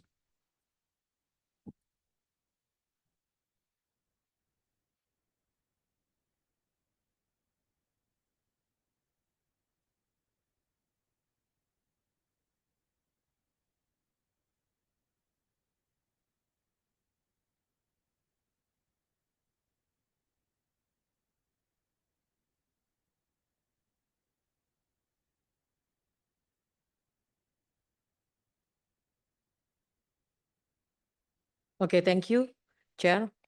Hi, everyone. My name is Herina Prasnawati Dewayani. I'm from the Bank Indonesia, the Central Bank of Indonesia. It's my pleasure to share about the Indonesian practices, how we compile and how we utilize the NFC sector financial account. My presentation here will be divided into 4 sections. Start with overview, the financial account and balance sheet Indonesia. And then we continue with compilation practices of NFC sector financial account, and then utilization of NFC sector financial account, and also next step, how we improve the accuracy data related the NFC sector financial account. The next slide. Next slide again. The financial account and balance sheet Indonesia is a quarterly publication with a data lag of 4 months. It is used and an input for the financial system stability assessment, especially to analyze liquidity, financial imbalances, and also intersectoral systemic risk. The financial account and balance sheet Indonesia also as data input for the sectoral account balance sheet Indonesia that compiled by the statistic offices to fulfill the G20 data gap initiative. The concept and framework from our FAPSI, we call it Financial Account and Balance Sheet Indonesia, it refers to SNA 2008, and we cover 8 institutional sector, NFC, CB, ODC, OFC, general government, household, and also rest of the world. On slide 4, there are the FAPSI, slide 4. There are the FAPSI end-to-end business process from the data collection, processing, and compilation data also until the publication or dissemination. Start from the data collection. Data for financial account and balance sheet Indonesia are gathered from the various sources from NFC sector. The data comes from the Bloomberg, state-owned enterprises financial statement, and also tax report from the Ministry of Finance. For central bank, we got the data from central bank financial statement and also Bank Indonesia scriptless security settlement system. For ODC and OFC sector, we use their financial statement. And for the general government, we got the data from government financial statistics. For household, we use the tax report, central security depository, and also some survey that conducted by Bank Indonesia. For rest of the world, we use the data from BUP, international investment position, and also external debt statistic. Those data are compiled and processed to produce sectoral balance sheet for each institutional sector and their home-to-home matrices.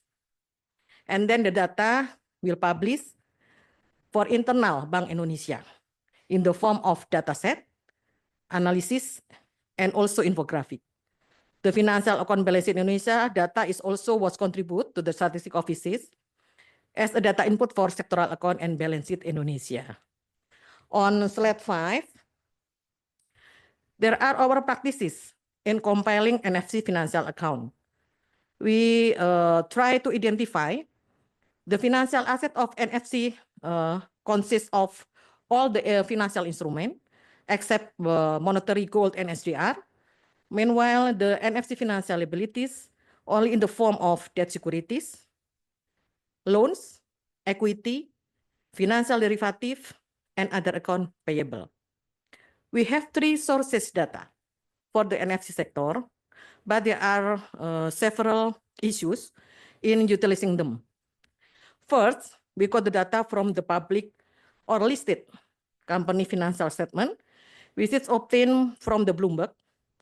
Data is quite promptly, but we need extra effort to collect the counterparty information from notes to the financial statement for each company or corporation. The second, we use the data from the unlisted state-owned enterprises financial statement. We also encounter the same issue with the data. We set time lag. And lastly, we use the tax report, especially for unlisted enterprises financial statement that we receive from the Ministry of Finance. Data is very laggy and has no counterparty information. Next slide. Of course, compiling NFC financial asset is really challenging for us, for Bank Indonesia, with time lag data and has no counterparty information. So, to overcome the challenges in data collection, we do data mirroring and some estimation by proportion, by growth rate, based on a data available. On slide 7, this is a mapping data sources of NFC asset. This matrix show the summary of our data sources to compile the NFC sector financial account, especially in financial asset by counterpart.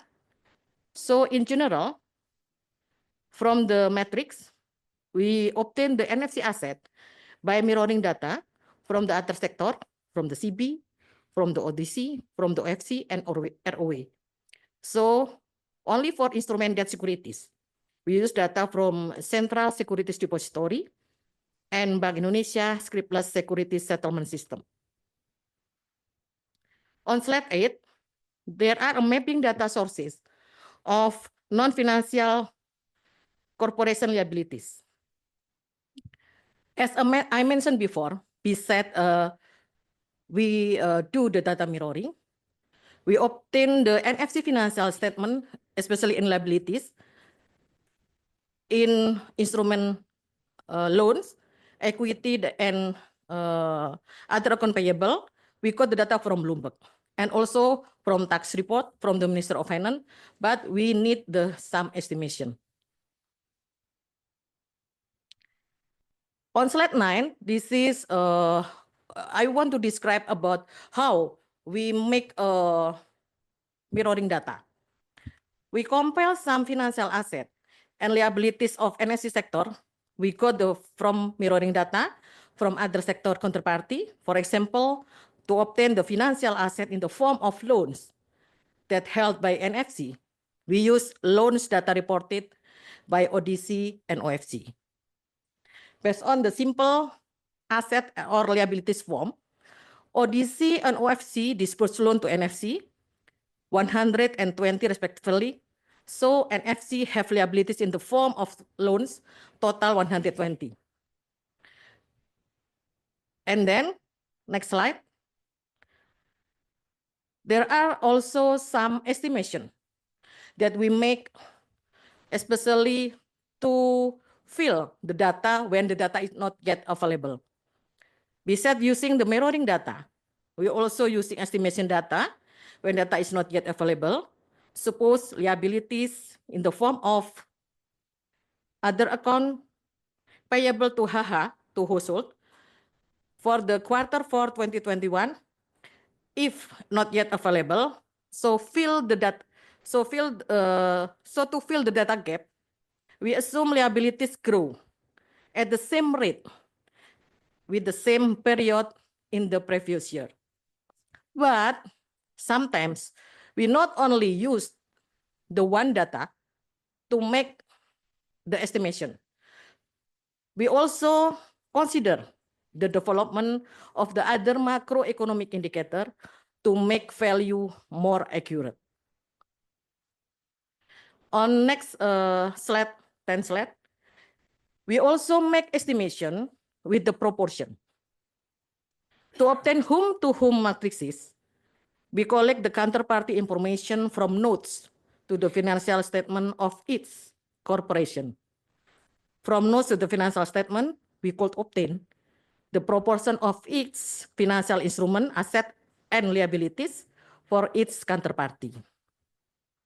We estimate the NFC equity asset of each sector based on the average proportion that we have collected from notes to the financial statement.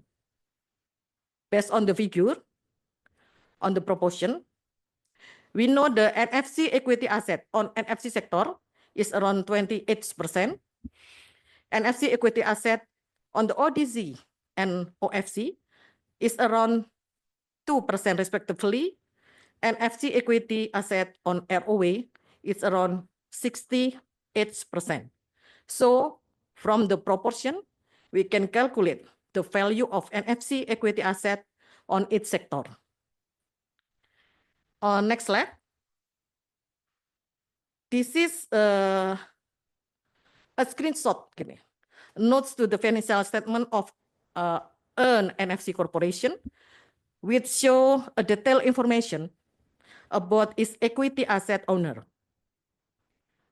From this figure, we can identify the sectorization of its owner and calculate the proportion to obtain the equity proportion to its counterparty that's shown by coloring square. For example, we can identify that the coloring square with yellow, we identify they are from rest of the world. With the green color, the OFC, and the blue color on NFC.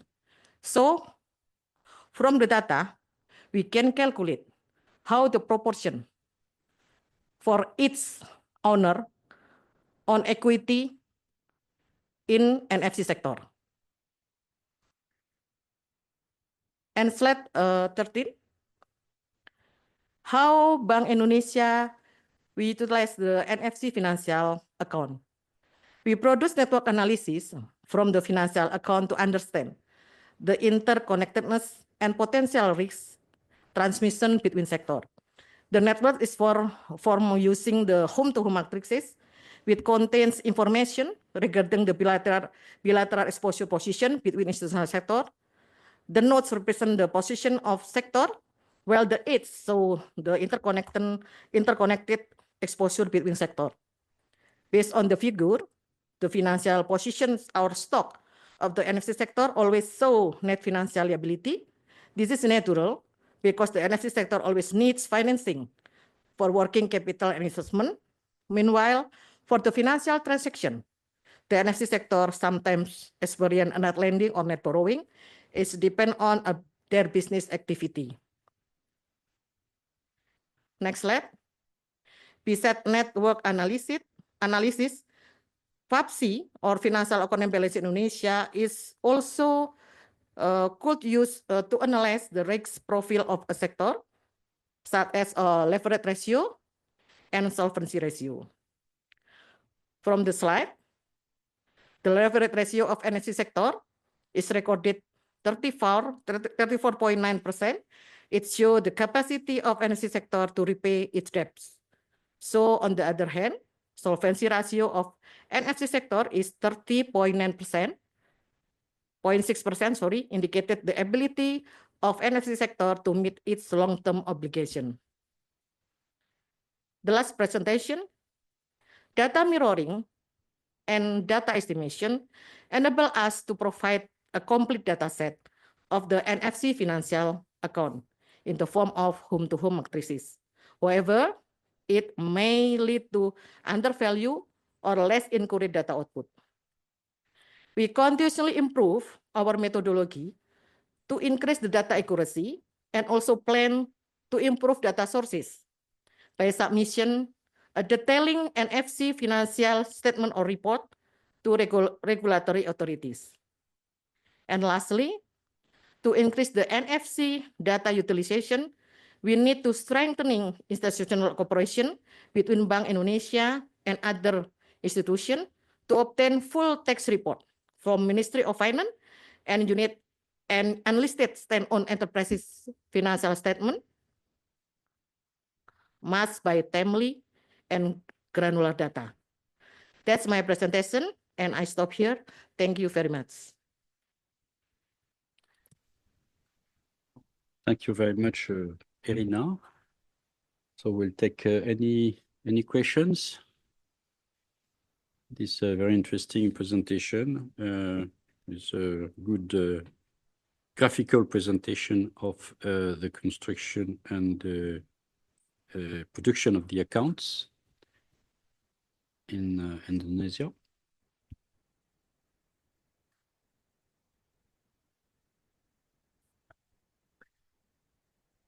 Yeah. No. Yeah, well, one question from my side, it is about your presentation, but also it relates to some other interventions. I mean, you nicely showed how the statistics you produce result from an interaction, cooperation with other actors in the country, tax authorities, etc. And there is obviously an intense exchange of information between you, I suppose also some confidential information, probably, and that doesn't seem to raise any issue. Whereas in our statistical community, there are other areas where exchange of confidential information between typically statistical institutes and central banks are a major issue and something we keep discussing about again and again. Could you tell us something about that?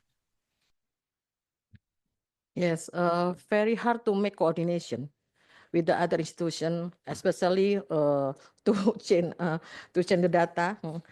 So sometimes we have the NDA, non-disclosure agreement, from Bank Indonesia and the other institution that explain the individual data is only for internal purposes.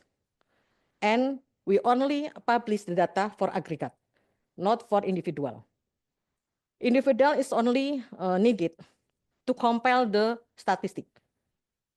And sometimes we make the reciprocal agreement between Bank Indonesia, for example, with Ministry of Finance. We got the data tax report, then the Ministry of Finance got the data detailing about the report from banking, for some example.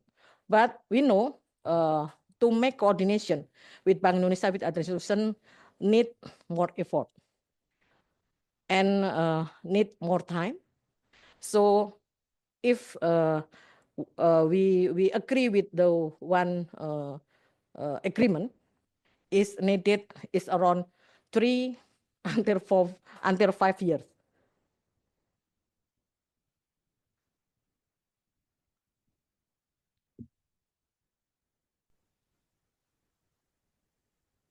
Well, yeah, I would come to one aspect of the presentation. Well, sometimes, well, it's a peculiar case. It's the other accounts payable. Then there is a method which is applying the gross rate. We saw in the previous presentation also in Turkey that you use also these I wouldn't say last recourse methods, but I mean alternative methods to compile the account. So first, I mean, in this case, is there additional information you may look at or survey you may set up to get a flavor of the development of these other accounts?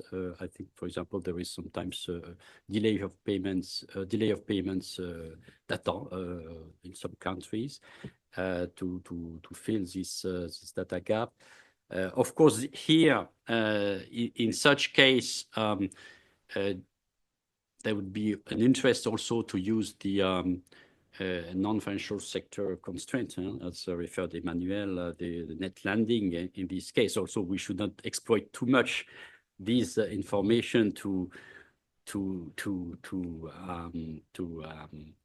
estimate the other accounts payable, receivable, because it's a natural candidate for this. But do you use, for example, the net lending from the non-financial sector side also to somehow square the accounts on this instead of do you use it or not?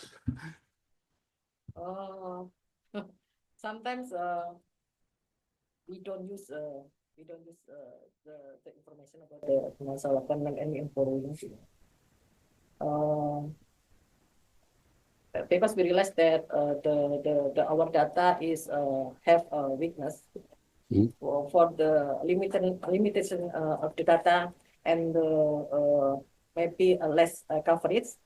For example, for the OFC sector, we only cover 16%, and then we don't have the any more detailing information. So sometimes we have difficulty. I see. We have difficulty to use the data. It's about the maybe net lending and borrowing. I don't know. We sure or not. So maybe with joining with the workshop, we can get the experience from the other country. How we use the data with the limitation. Some data mirroring, some estimation that we use to fill the data gap. Maybe it's my explanation. Thank you.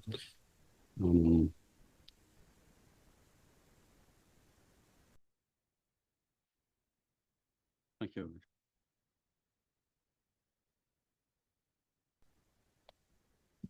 Okay, if there are no other questions, thank you again. And so we'll turn to the next presentation by Liz Jensen from second presentation on the non-financial corporation compilation process in the Belgian financial account matrix.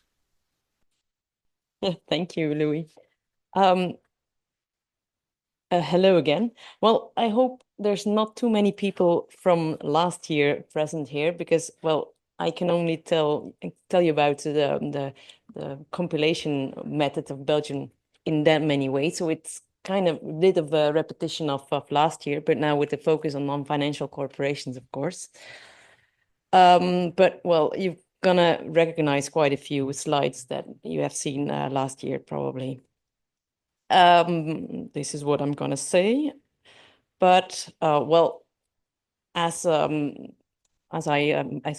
been mentioned last year and here also already on many occasions, well, the financial accounts give an overview of the financial investments and activities of all the major sectors. In Belgium, we focus very much on the matrix, on the liabilities and the asset sector, and getting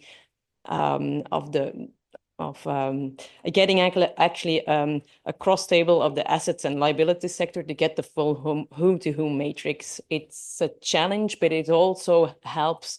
It gives constraints, so it limits some possibilities too. So it's got its advantages and disadvantages, but it's really the base of our compilation methods, the matrix, the whom-to-whom matrix. We do this for the major sectors, and one of them is a non-financial corporation sector, of course, and we do this for each instrument, time period, and each type of okay. Our financial accounts it's a secondary statistics, meaning we don't gather primary data. This again is an advantage and a disadvantage. But in Belgium, we've got a law that says that each information can only be asked once. So if some statistics already exist on a certain topic, we have to make do with the existing statistics or try to get the primary statistics to change the data a little bit to more be convenient for us, because of course our primary sources, they gather information for their statistics, not for us. So it's not ideally structured, and that's why if you're still at the start of your compilation method, or you're still making it up, then one of my key go-tos is try to get your primary sources to give you data on a whom-to-whom matrix, so with as much counterpart data as possible. It's not easy, but you can always ask. That's what we did. Still, there's going to be estimation needed. And, well, like the case in Belgium, we have a lot of different sources. A lot of different sources also means a lot of different possibilities to have the same number, a different number on the same topic. So you have to reconcile that. The last bullet point here says you have horizontal balancing. That's an advantage you have. You have your matrix. You can always, well, your total asset needs to be total liabilities. It's a certain truth you have to hold yourself to. The sources in Belgium, like I said, it's secondary statistics. Those are actually, yeah, it's a kind of a full picture of our different sources. I'm going to start. The ones in yellow are the ones that mainly are used on non-financial corporations, but actually every source normally has a little bit of information on the non-financial sector. The Solvency II is data on the insurance companies sectors. That's a regulation by the ECB. So it is data we have to, the National Bank has to collect for the ECB statistics. Then we have our supervisionary institution, the FSMA, it's called, that collects data on the investment funds and pension funds, also for ECB, for example. We use Euronext, which is it gives information on the shares, on the listed shares and listed company in Europe. Then the ECB, I have to admit, as being a European country, we have the advantage of ECB and having centralized data. And the ECB provides us with third-party holdings data in Europe. For Belgium, also on data on securities issued and holders on the issuers and on holders on the European level. We use the data on loans and deposits of other countries of the Bank of International Settlements. The National Bank of Belgium, well, it's it's a sector on its own, and the bookkeeping, we get the balance sheets directly for our bookkeeping office, so that's easy. We use a central credit register where all the loans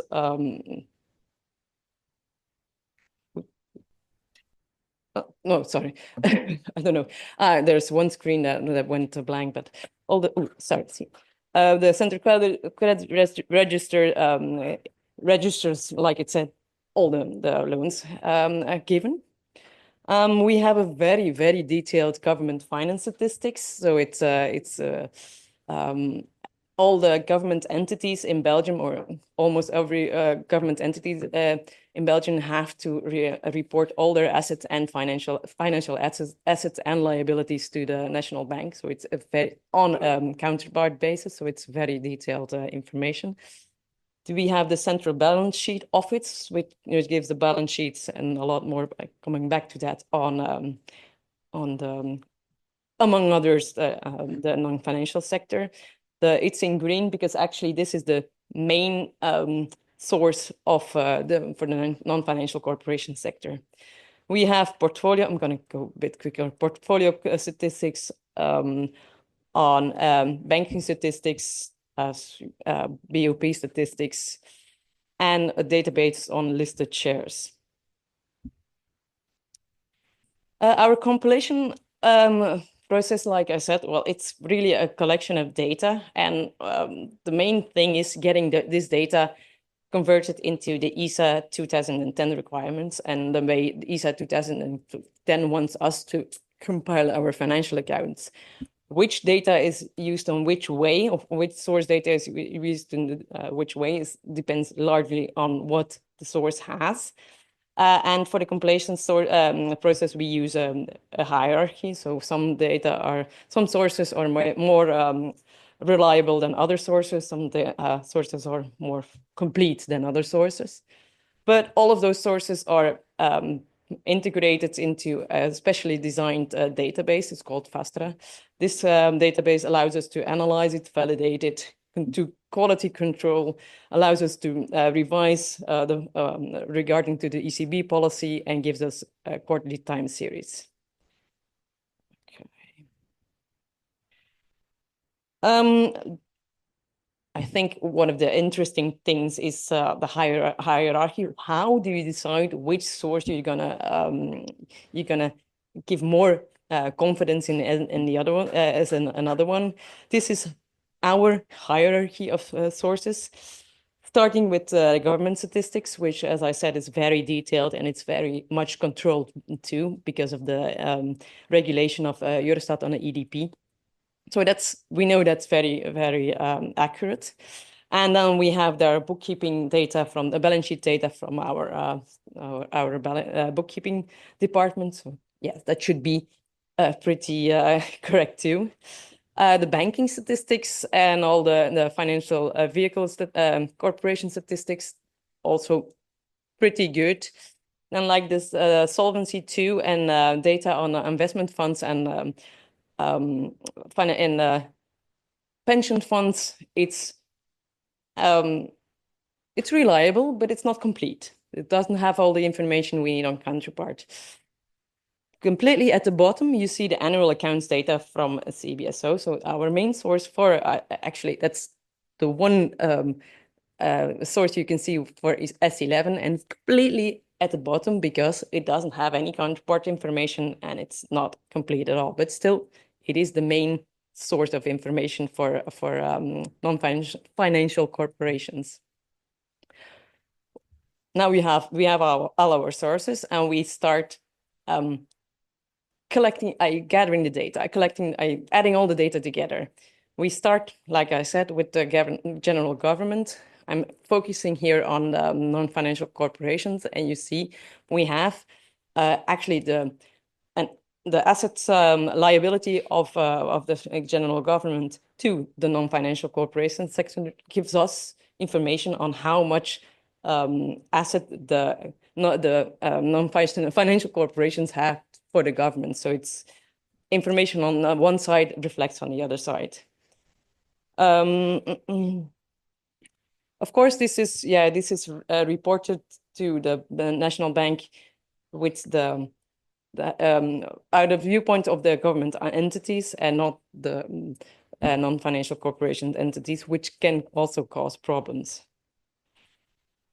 Then we start adding other data, and at each step we balance. We try to balance, and we reconcile and see which data is more reliable and which is better. Next, we add all the data on the monetary financial institutions, banking statistics, also the third-party holding statistics from the on foreign deposits and loans that we add, and each of those sources has non-financial corporations as the counterpart. So either on the both on the liability side as on the asset side. We add the data on the National Central Bank, which is of course very limited. There's not too much going on between or interaction going on between the non-financial corporations and the National Central Bank, but still it is information. No transactions is also information that is added too. This is in the hierarchy of sources is what there is on sector-wise, but we also have quite a bit of information on the instruments, on specific instruments. We have the portfolio. A portfolio gives us a big overview on all the data on listed shares, on investment fund shares, and on debt securities.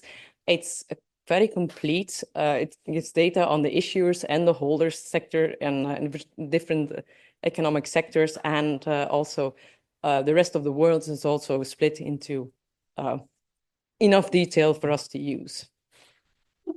And then we have a specific database. It's complemented with Euronext, but we have a explicit database on the listed shares of all the listed companies in Belgium.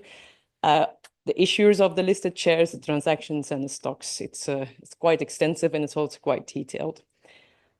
Lastly, we also have data on capital transactions. It's I don't know, no idea how it's called in English, but it's like the publication journal of the states, something, I don't know how you call it, but it's something official where all the legal acts are published. So it gives us information on the financial capital transactions and on which enterprises are created.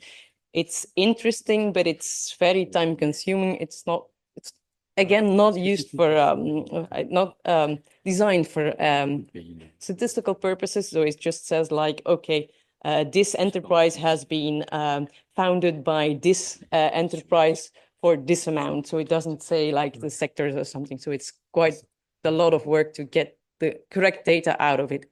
It's got a lot of data, but it's not easily used. For those, so then in the compilation process, we have this information on those different instruments, and we already do a partial balancing on those instruments. So because all of those instruments have data on non-financial corporations. At the end, the matrix is looking a bit like this. We have quite a bit information already on everything. We are still able to use the insurance company data, investment funds data, and pension funds data, which have mainly assets data on those sectors, but they have the non-financial corporations as a counterpart. So we can use that to fill in our counterpart data on the non-financial corporations. And then we have the rest of the world. So we have our balance of payment data and international investment position data, which we add, which is also very interesting and also very detailed. So we can add that too. And at the end, we use the total balance sheets, the balance sheet from the Central Business Survey. I'm going to go into this specific source a little bit later. But so we have those totals. We know that the total of the non-financial corporation should be correct.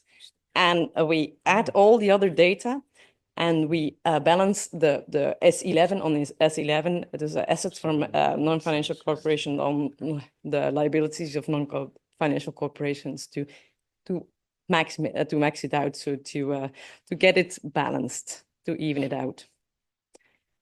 Like I said, it's a little bit of a contradiction. It's a very important source, so it's a little bit of the it gives us the constraint on the total assets and the total liabilities of the non-financial corporation. That information comes from the Central Balance Sheet Office, and it comes from the balance sheets. Those balance sheets, the Central Balance Sheet Office, they gather all the information on the statutory accounts, so it's a legal obligation, and each enterprise needs to put down their balance sheets there. It's a balance sheet, but also profit and loss. There's a lot of annex tables. There's a social balance sheet, annual reports, audit reports. Now there's also the corporate sustainable reports getting added to it. So it's very broad. It's got a lot of information, and it should be fully. It should cover the full sector, the full corporate sector of Belgium. So not only non-financial corporations, there's a lot of other entities, corporations that have to report to the Central Balance Sheet Office too. But it's according to the Belgian GAAP, so it's a Belgian legislation. It's more bookkeeping data. It's a data and book value, so it's not completely good for the national accounts, but still we have it, and it's in Belgian, according to Belgian rules, which is still a little bit different than the IFRS rules, but it's okay, it's still good. An advantage is, so it's legally obligated and it's audited, so there's a lot of verification on whether it's correct, yes or no, so that's good. It's something the quality control, we don't have to do on top. So it's the non-financial corporation sector, captive financial institutions sector, and some other financial institutions sector that have to declare their balance sheets. It's quite extensive, but it's got a time lag of 14 months. So each book year they have 14 months to declare their balance sheets, which means that we could have data on 2023 in, let's say, somewhere half of 25. So it's quite a big gap on time gap. So, and it's not designed for statistical needs. It also has almost no counterpart information. That's a big downside of it. And we need to do, actually, by now we have, it's optimized a little bit, but we had a lot of work in the past to do some granularity items to check whether, because the items on the balance sheets do not correspond with the ones we need, like they have liquid assets, which corresponds to certain instruments, but not one-on-one, for example. So there's a lot of analysis needed on the items, on the entity also. We also have to see how and why, whether the data reported in the central balance sheets is consistent with data we have from other sources, and if not, why is it not? One of the downsides is it's bookkeeping, which means that interest accrues or the accruals are not with the instrument that reported with the instruments we need. So we needed to find a solution to get our accruals back to the correct instrument. And then we have other non-methodological adjustments we need to do. We need to add balance sheets because, of course, they should all report, but of course they don't report all of them or not on time. So we have to estimate the ones missing. Like I said, we have to translate the one-on-one on the ESA instruments. Valorizations, definitely an issue because it's in book value and national accounts are in market value. So we need to find the solutions on that. And then you have sectorization issues that they can report on a different sectorization than we need, for example, or instruments that are wrongly placed. But in the end, we try to use this data and build it as much as possible. We confirm with ESA and SNA. Okay, and actually that was the main story of how we compile our non-financial non-financial corporate sector on the financial accounts. I just had this annex, might be interesting for somebody, I don't know, which is the map of per instrument, the map of assets and the data sources on asset side and liability side. It's not complete, but it gives quite a big overview on what we use for what. Okay, that's it. Questions? Thank you very much, Liz, for this very nice story, as you say, about the construction of the financial account in Belgium, which is indeed very well presented, very pedagogic, with all this table with the different sources, so we can really trace the different sources. It's very rich, so I hope you've all found it very useful. So I will take some of questions if you have on this presentation. Yes.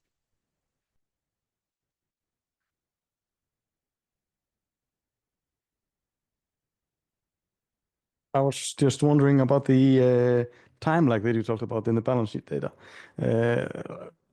How do you handle that? Do you just use lag data, or is this more for like confirmation? Or? Actually, we are very honest, and we say that the data on the non-financial account, non-financial corporation it takes this long to be accurate. We do make estimation, but we're honest about it. Like now, the data of 2022 is fixed. Of course, we have we have other indicators, and we leave it to evolve with some other indicators. But we're just honest. 2023, if you want to really fix the most data that will not change on 2023, it would be next year. So we'll just try to be honest.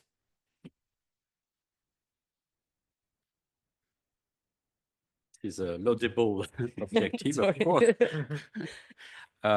Yes, about this data on the issuances of securities. I think it's kind of journal d'annonce légale, I think, in France. Journal d'annonce légale, maybe. Anyway, whatever the term, it refers to the probably the non-quoted equity, non-quoted shares, isn't it? Both quoted and a source to get information. Yes. The non-quoted shares. Yeah. Yes, I see. And well, it's maybe an obsession on it. The non-quoted shares. How do you value them in Belgium? Because there's different possibilities. Yes. Well, we have. It depends a little bit.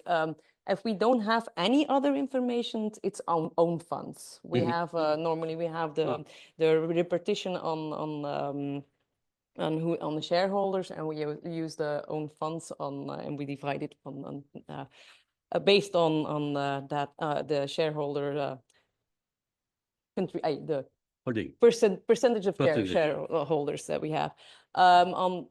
But because of BOP, actually BPN 7, they have other recommendations on if it's a non-quoted equity of a company which is somewhere below a quoted company, then you have, and then we let it, which is happens quite a lot in Belgium. So we have quite a big groups. They have quite a few non-financial corporations who are somewhere linked to a mother who is a listed company, and then we let the valuation float with the stock of the mother company.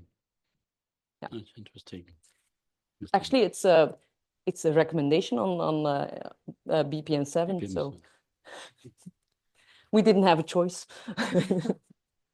Well, sometimes there are differences between BPM and True. SNA and ESA.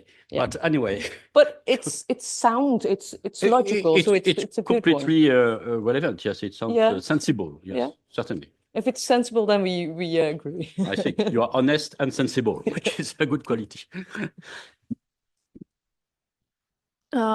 Sorry, I have a question. It's more of a practical question, let's say, about the business register. What is the case in Belgium?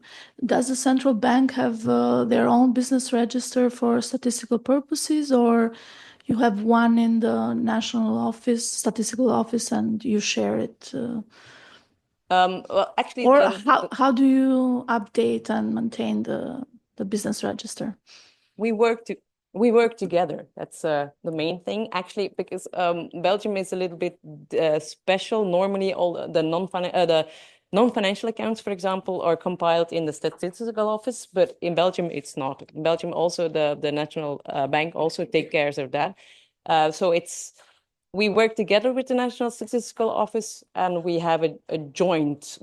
It's taken a few years, but now we have a joint business register, and but I have to admit it took quite a few years before we work with the same register, but it's important. Yes. I have one question regarding equity. How do you determine the holder of other equity, let's say, for those limited companies? For the smaller ones, actually, for the really small ones, we don't have the information. But the larger ones, they have to, in the one of the annexes on the central balance sheet office, they have to declare how many they hold. So it's per company you go and you add up and you see which company owns what.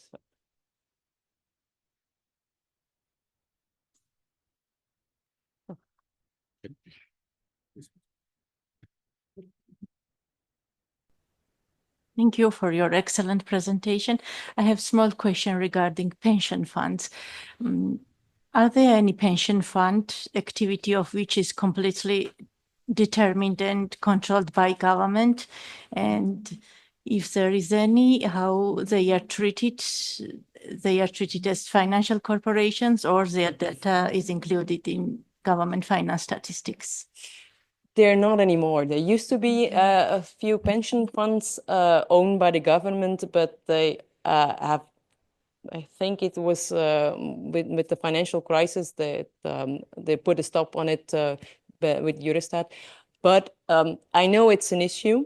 It's an issue when in Belgium, actually, we follow government statistics.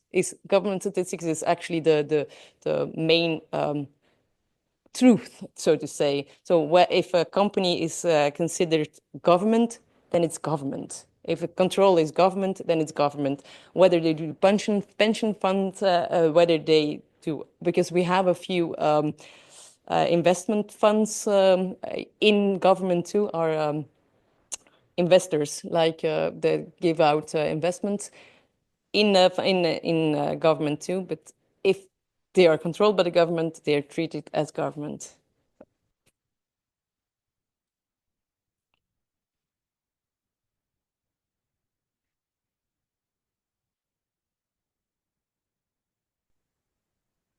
Could you please give us some details about metadata and quality reports? That's a very broad question. What do you mean, the metadata we have to provide to Eurostat and to the ECB? Yeah,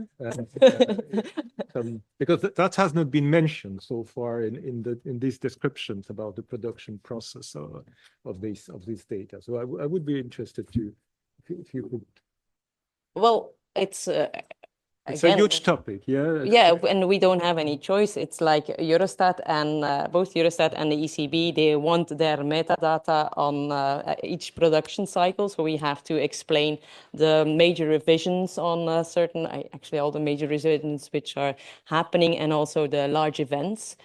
And yeah, I don't know. Actually, I don't know what to say. It's just like, okay, we look at our data, see how much it changed, and then we explain that. Like this production, I've got a lot of metadata because we have the benchmark revision of the non-financial accounts, of the financial accounts. We have PPM7 changes, so it's huge. It's a lot of differences. Yeah, I don't know if that covers your question. You do right to stress these aspects of data quality in every statistical compilation, especially for national account, for improving the data. Also to document in inventories the processes, which are of course safe route to improve quality over time.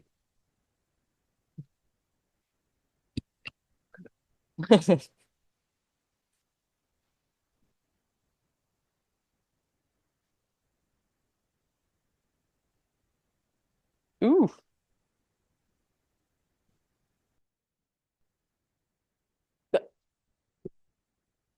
Here. Thank you very much, Liz. Good. So I'm just gonna quickly comment on the question.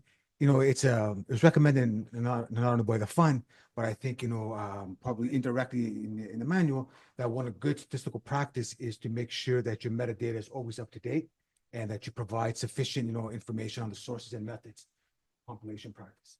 That's one thing that we constantly stress, you know, compilers to produce on a regular basis. And another good statistical practice is, as Liz mentioned, with every release, you should also, you know, provide, you know, detailed descriptions of the revisions, why they occurred, you know, and the impact that they might have had, you know, on the estimates. So that's part of the recommendation. But Liz, thank you very much for the presentation. I just had a couple of questions. You know, so yes, the data that you're getting, you know, from, I guess, your National Tax Authority is based on the national tax policy, you know, in Belgium. And yes, that might differ from IFRS. But I was asking, though, companies that do, you know, follow IFRS, do they have to sort of provide reconciliation tables, the difference between, let's say, for example, the profit and loss in IFRS and to the national authorities? And then if they do you actually use that information during the compilation process? My second question would be that, you know, it's very good that you have this, you know, I call it a corporation Returns Act, you know, and you're also getting, you know, good information, but you are getting all the outstanding shares of the parent company and its subsidiaries and affiliates. So then you can do sort of like if you want to wish, like an ownership, corporate ownership structure. Family trees, yeah. Family trees, it's very good. And my last question is that from the National Tax Authority data, although, you know, perhaps the instruments do not correspond directly to the national account instruments, and yes, there could be, you know, some differences in valuation. However, some of that information that you get, do you use that as control totals in, you know, your non-financial corporation balance sheet? Yeah. Thank you. No. Yes, definitely. That's why I said like we take the totals of the central balance sheets, total assets and total liabilities as truth. So we have all our other information and we balance to that. As for your first question, I'm not 100% sure, but I'm pretty sure that all Belgian companies have to report at the gap. There are tables, there are automatic tables, but I think the data that is sent to the National Bank of Belgium is in the gap format. So we don't have the issue with using it, but there's good correspondence tables on that. So.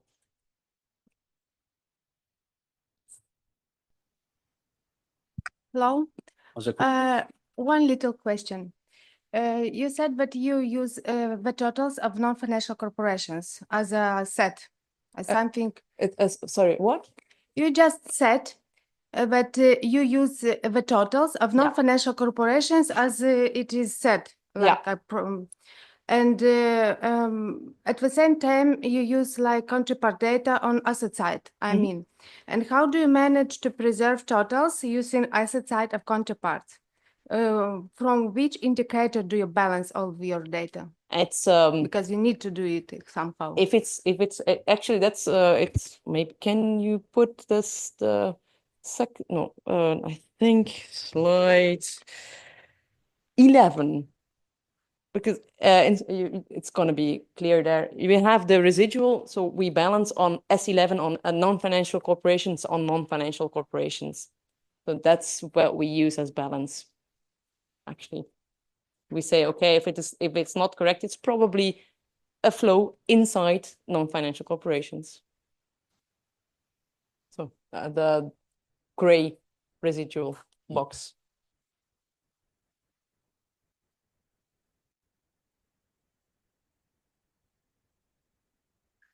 Okay. Okay. Thank you very much, Liz, and thank you very much for everybody. It was very lively interactions and very useful. And we are just in time, or nearly in time, for the last presentation of the day with Atli Pál Helgason from the Iceland Statistics Iceland. Which will make the presentation on non-financial corporations.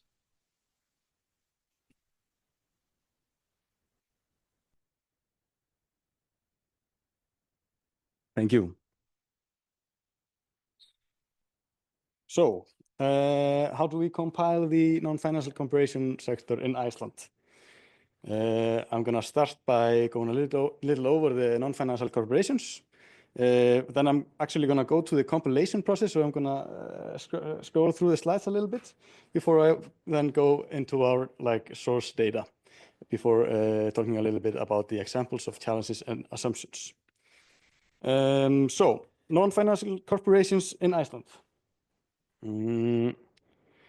We have a pretty good coverage at a legal entity level of all the non-financial corporations in Iceland from administrative data. On top of that stock, if you will, of corporations, we can then layer more information as needed from other sources like financial statements. Although we have this good coverage of the corporations, there are some limitations. First of all, we have to be able to trust the sector classification. Does this legal entity truly belong to this sector? This is why I wanted to keep the point there that sole proprietorships are excluded, because we had a problem for some years that they were included there because of problems with the sector classification. So another limitation is that we are missing some important information like counterparty data from the administrative data. And actually, when the accounts were first being developed, the non-financial corporation sector was just treated as a residual, and to some extent is still today, just with a little bit more balancing and maybe in a more refined way. But then I'm going to scroll a little bit, sorry for this, through this, and go to the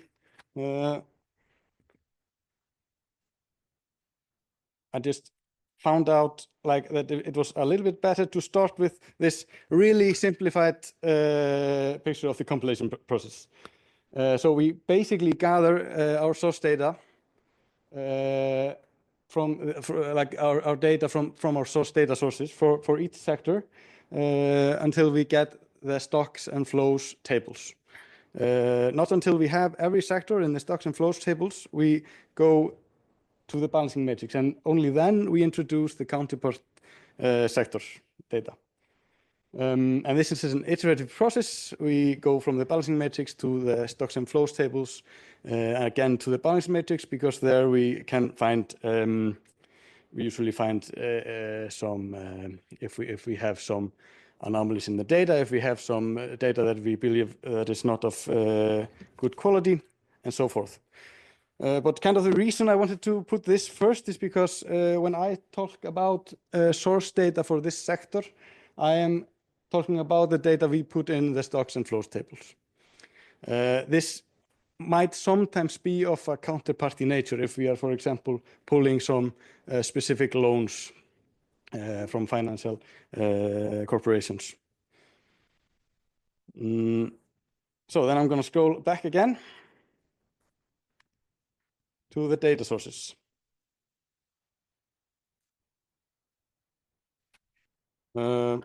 So the main direct source is the tax returns that we get from the structural business statistics. When we get the data, it has been validated, and each and every corporation has been classified into sectors, which we have to be wary of, like I mentioned before, because they are not always perfect. Then we do use loans from financial institutions as well as a direct source, although this should also be reflected in the counterparty data when going to the balancing. The reason we put it in there is because we get it from a different source than the actual counterparty data. Well, it of course all stems from the same roots, but a different source and down to a legal entity level, which we don't have for the counterpart data for the financial sector. So this is why we put it there. And then we do use financial statements to a very small extent. We can gain a lot of information from them, but they are quite labor intensive. And for a one-man job, that's we kind of only use it when we are in trouble, when we need to eliminate some doubts. So then I'm starting to contradict myself a little bit now, because then we actually implement some counterpart data directly to this sector to eliminate some double counting issues. So the data sources. How do we, well, the structural business statistics, the tax returns we get from the structural business statistics. How do we use them? As I mentioned before, there is no direct counterpart information, but by examining the tax IDs, we can make some assumptions. So we map these tax IDs to instruments and make assumptions on their counterpart sectors.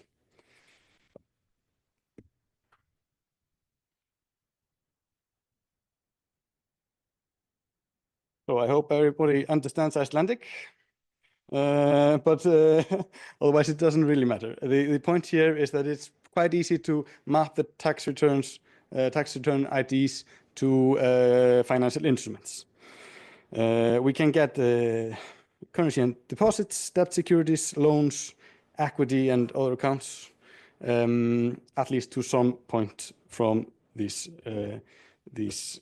tax returns. It's just it's really clear what they are referring to. Assuming counterparts is, however, a little bit more of a struggle. And there we have to be make some assumptions. These assumptions are, of course, not perfect. Some are better, some are worse. For examples, the ones we assume to have other non-financial corporations as counterpart. Up until now, this has been a pretty good assumption in Iceland, we believe. Related party to non-financial corporations have been mostly other non-financial corporations. This is changing a bit, and that's a point that you have to kind of update your assumptions on a regular level each year, and you have to be aware of that. It can become a custom to make assumptions that just stay there for a lot of years. So, equity and investment fund shares, we assume equity in domestic companies to have counterpart S11, which again is not completely true, but close enough. And then equity in foreign companies has a counterpart of S2.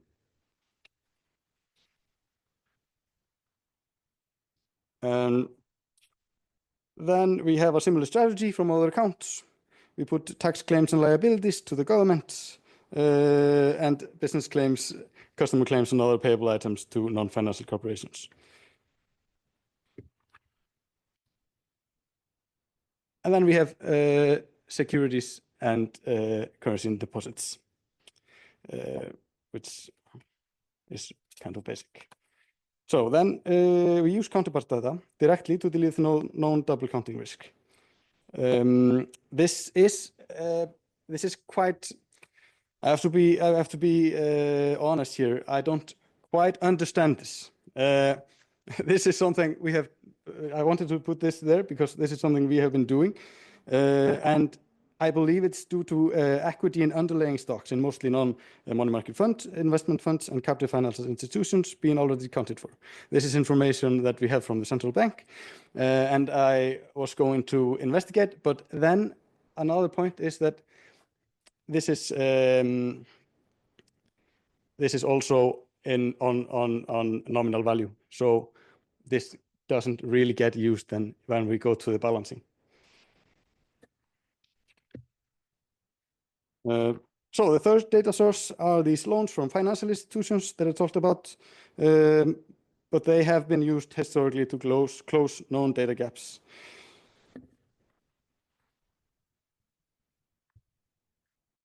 So with the source data, we can cover every asset category except insurance and financial derivatives.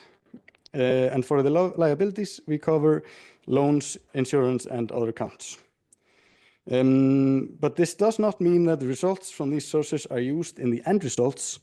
The use of counterparty data is, of course, very important in the compilation of non-financial corporations.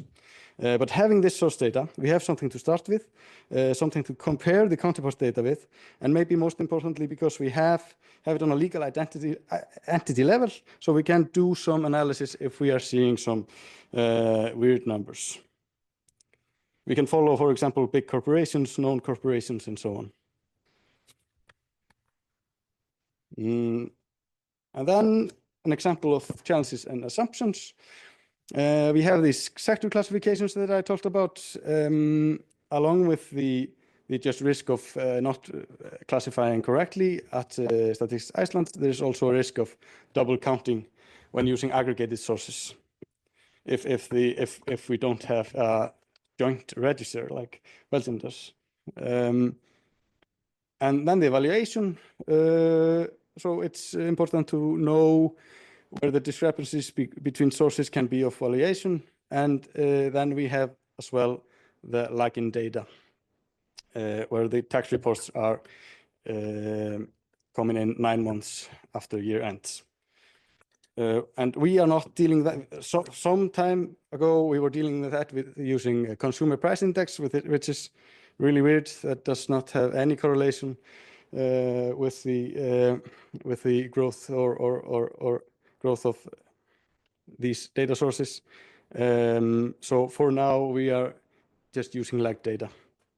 And also, we are, like I mentioned, we are following some of the biggest corporations, and we have financial statements from them that we can use to update this in some way. And that is all. Thank you. So thank you very much for this presentation. Very clear. So I will take any questions from you.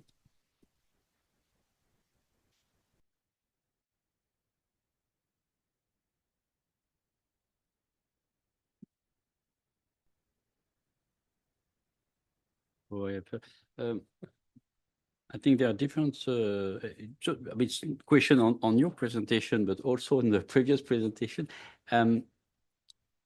because there are the variety of sources for financial corporations. Here I see tax data, tax return, as you say, transmitted to the business statistics, the business statistics. In your presentation, there was no reference, or I misread, on tax data. I know that in France it's also important, tax sources. So it depends on the countries. I mean, there are different routes to build the financial account. By curiosity, is there a special reason, maybe regulation, or just because you have other sources, and so there was no need for such source? I think it's mainly the fact that we have other sources, because I think for some specific, like in the government accounts, they do use also tax information on taxes, but less than in the rest. So. Please.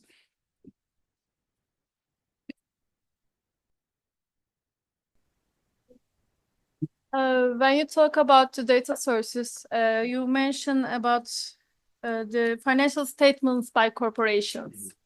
So it is aggregated form, or when you have doubt, you just check the bigger companies?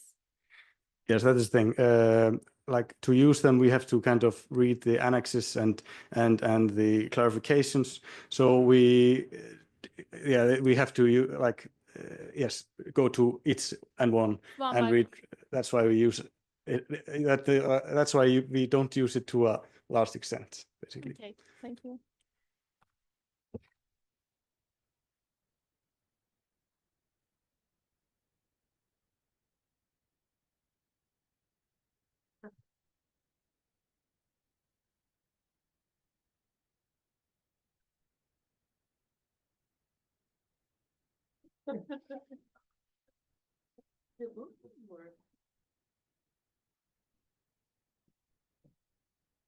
Maybe bring this one.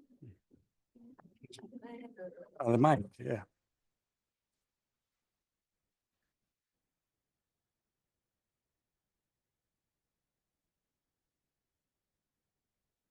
Sorry, excuse me. My question is that tax data, tax returns are provided on annual basis, right? Mm-hmm. And how do you estimate on a quarterly basis? In Belgium and in Iceland. Thank you. It's a good question. We don't produce quarterly accounts, so.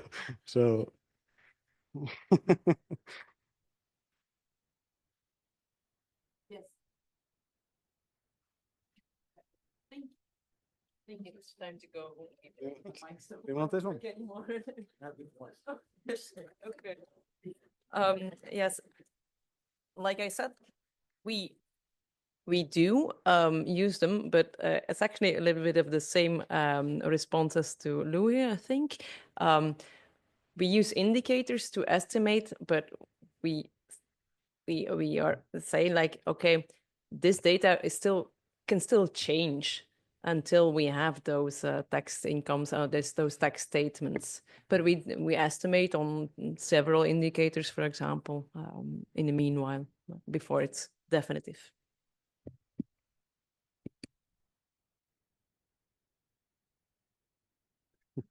Because I also wanted to ask a question also about the tax data and the availability. The both of you mentioned it in presentation.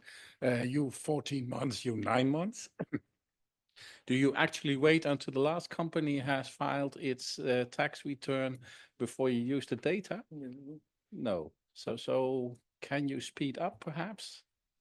In Iceland, at least, if you are using an external auditor, you don't have to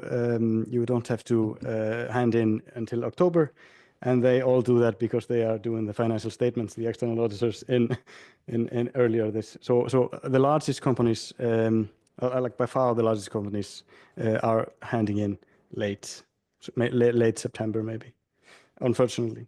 But we can use financial statements, and we can use the ones that are returning, but they are usually a lot smaller.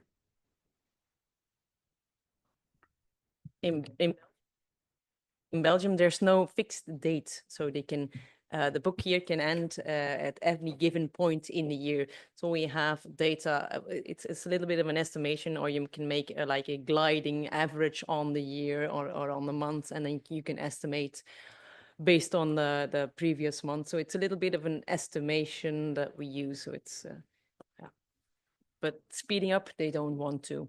Okay. Sorry.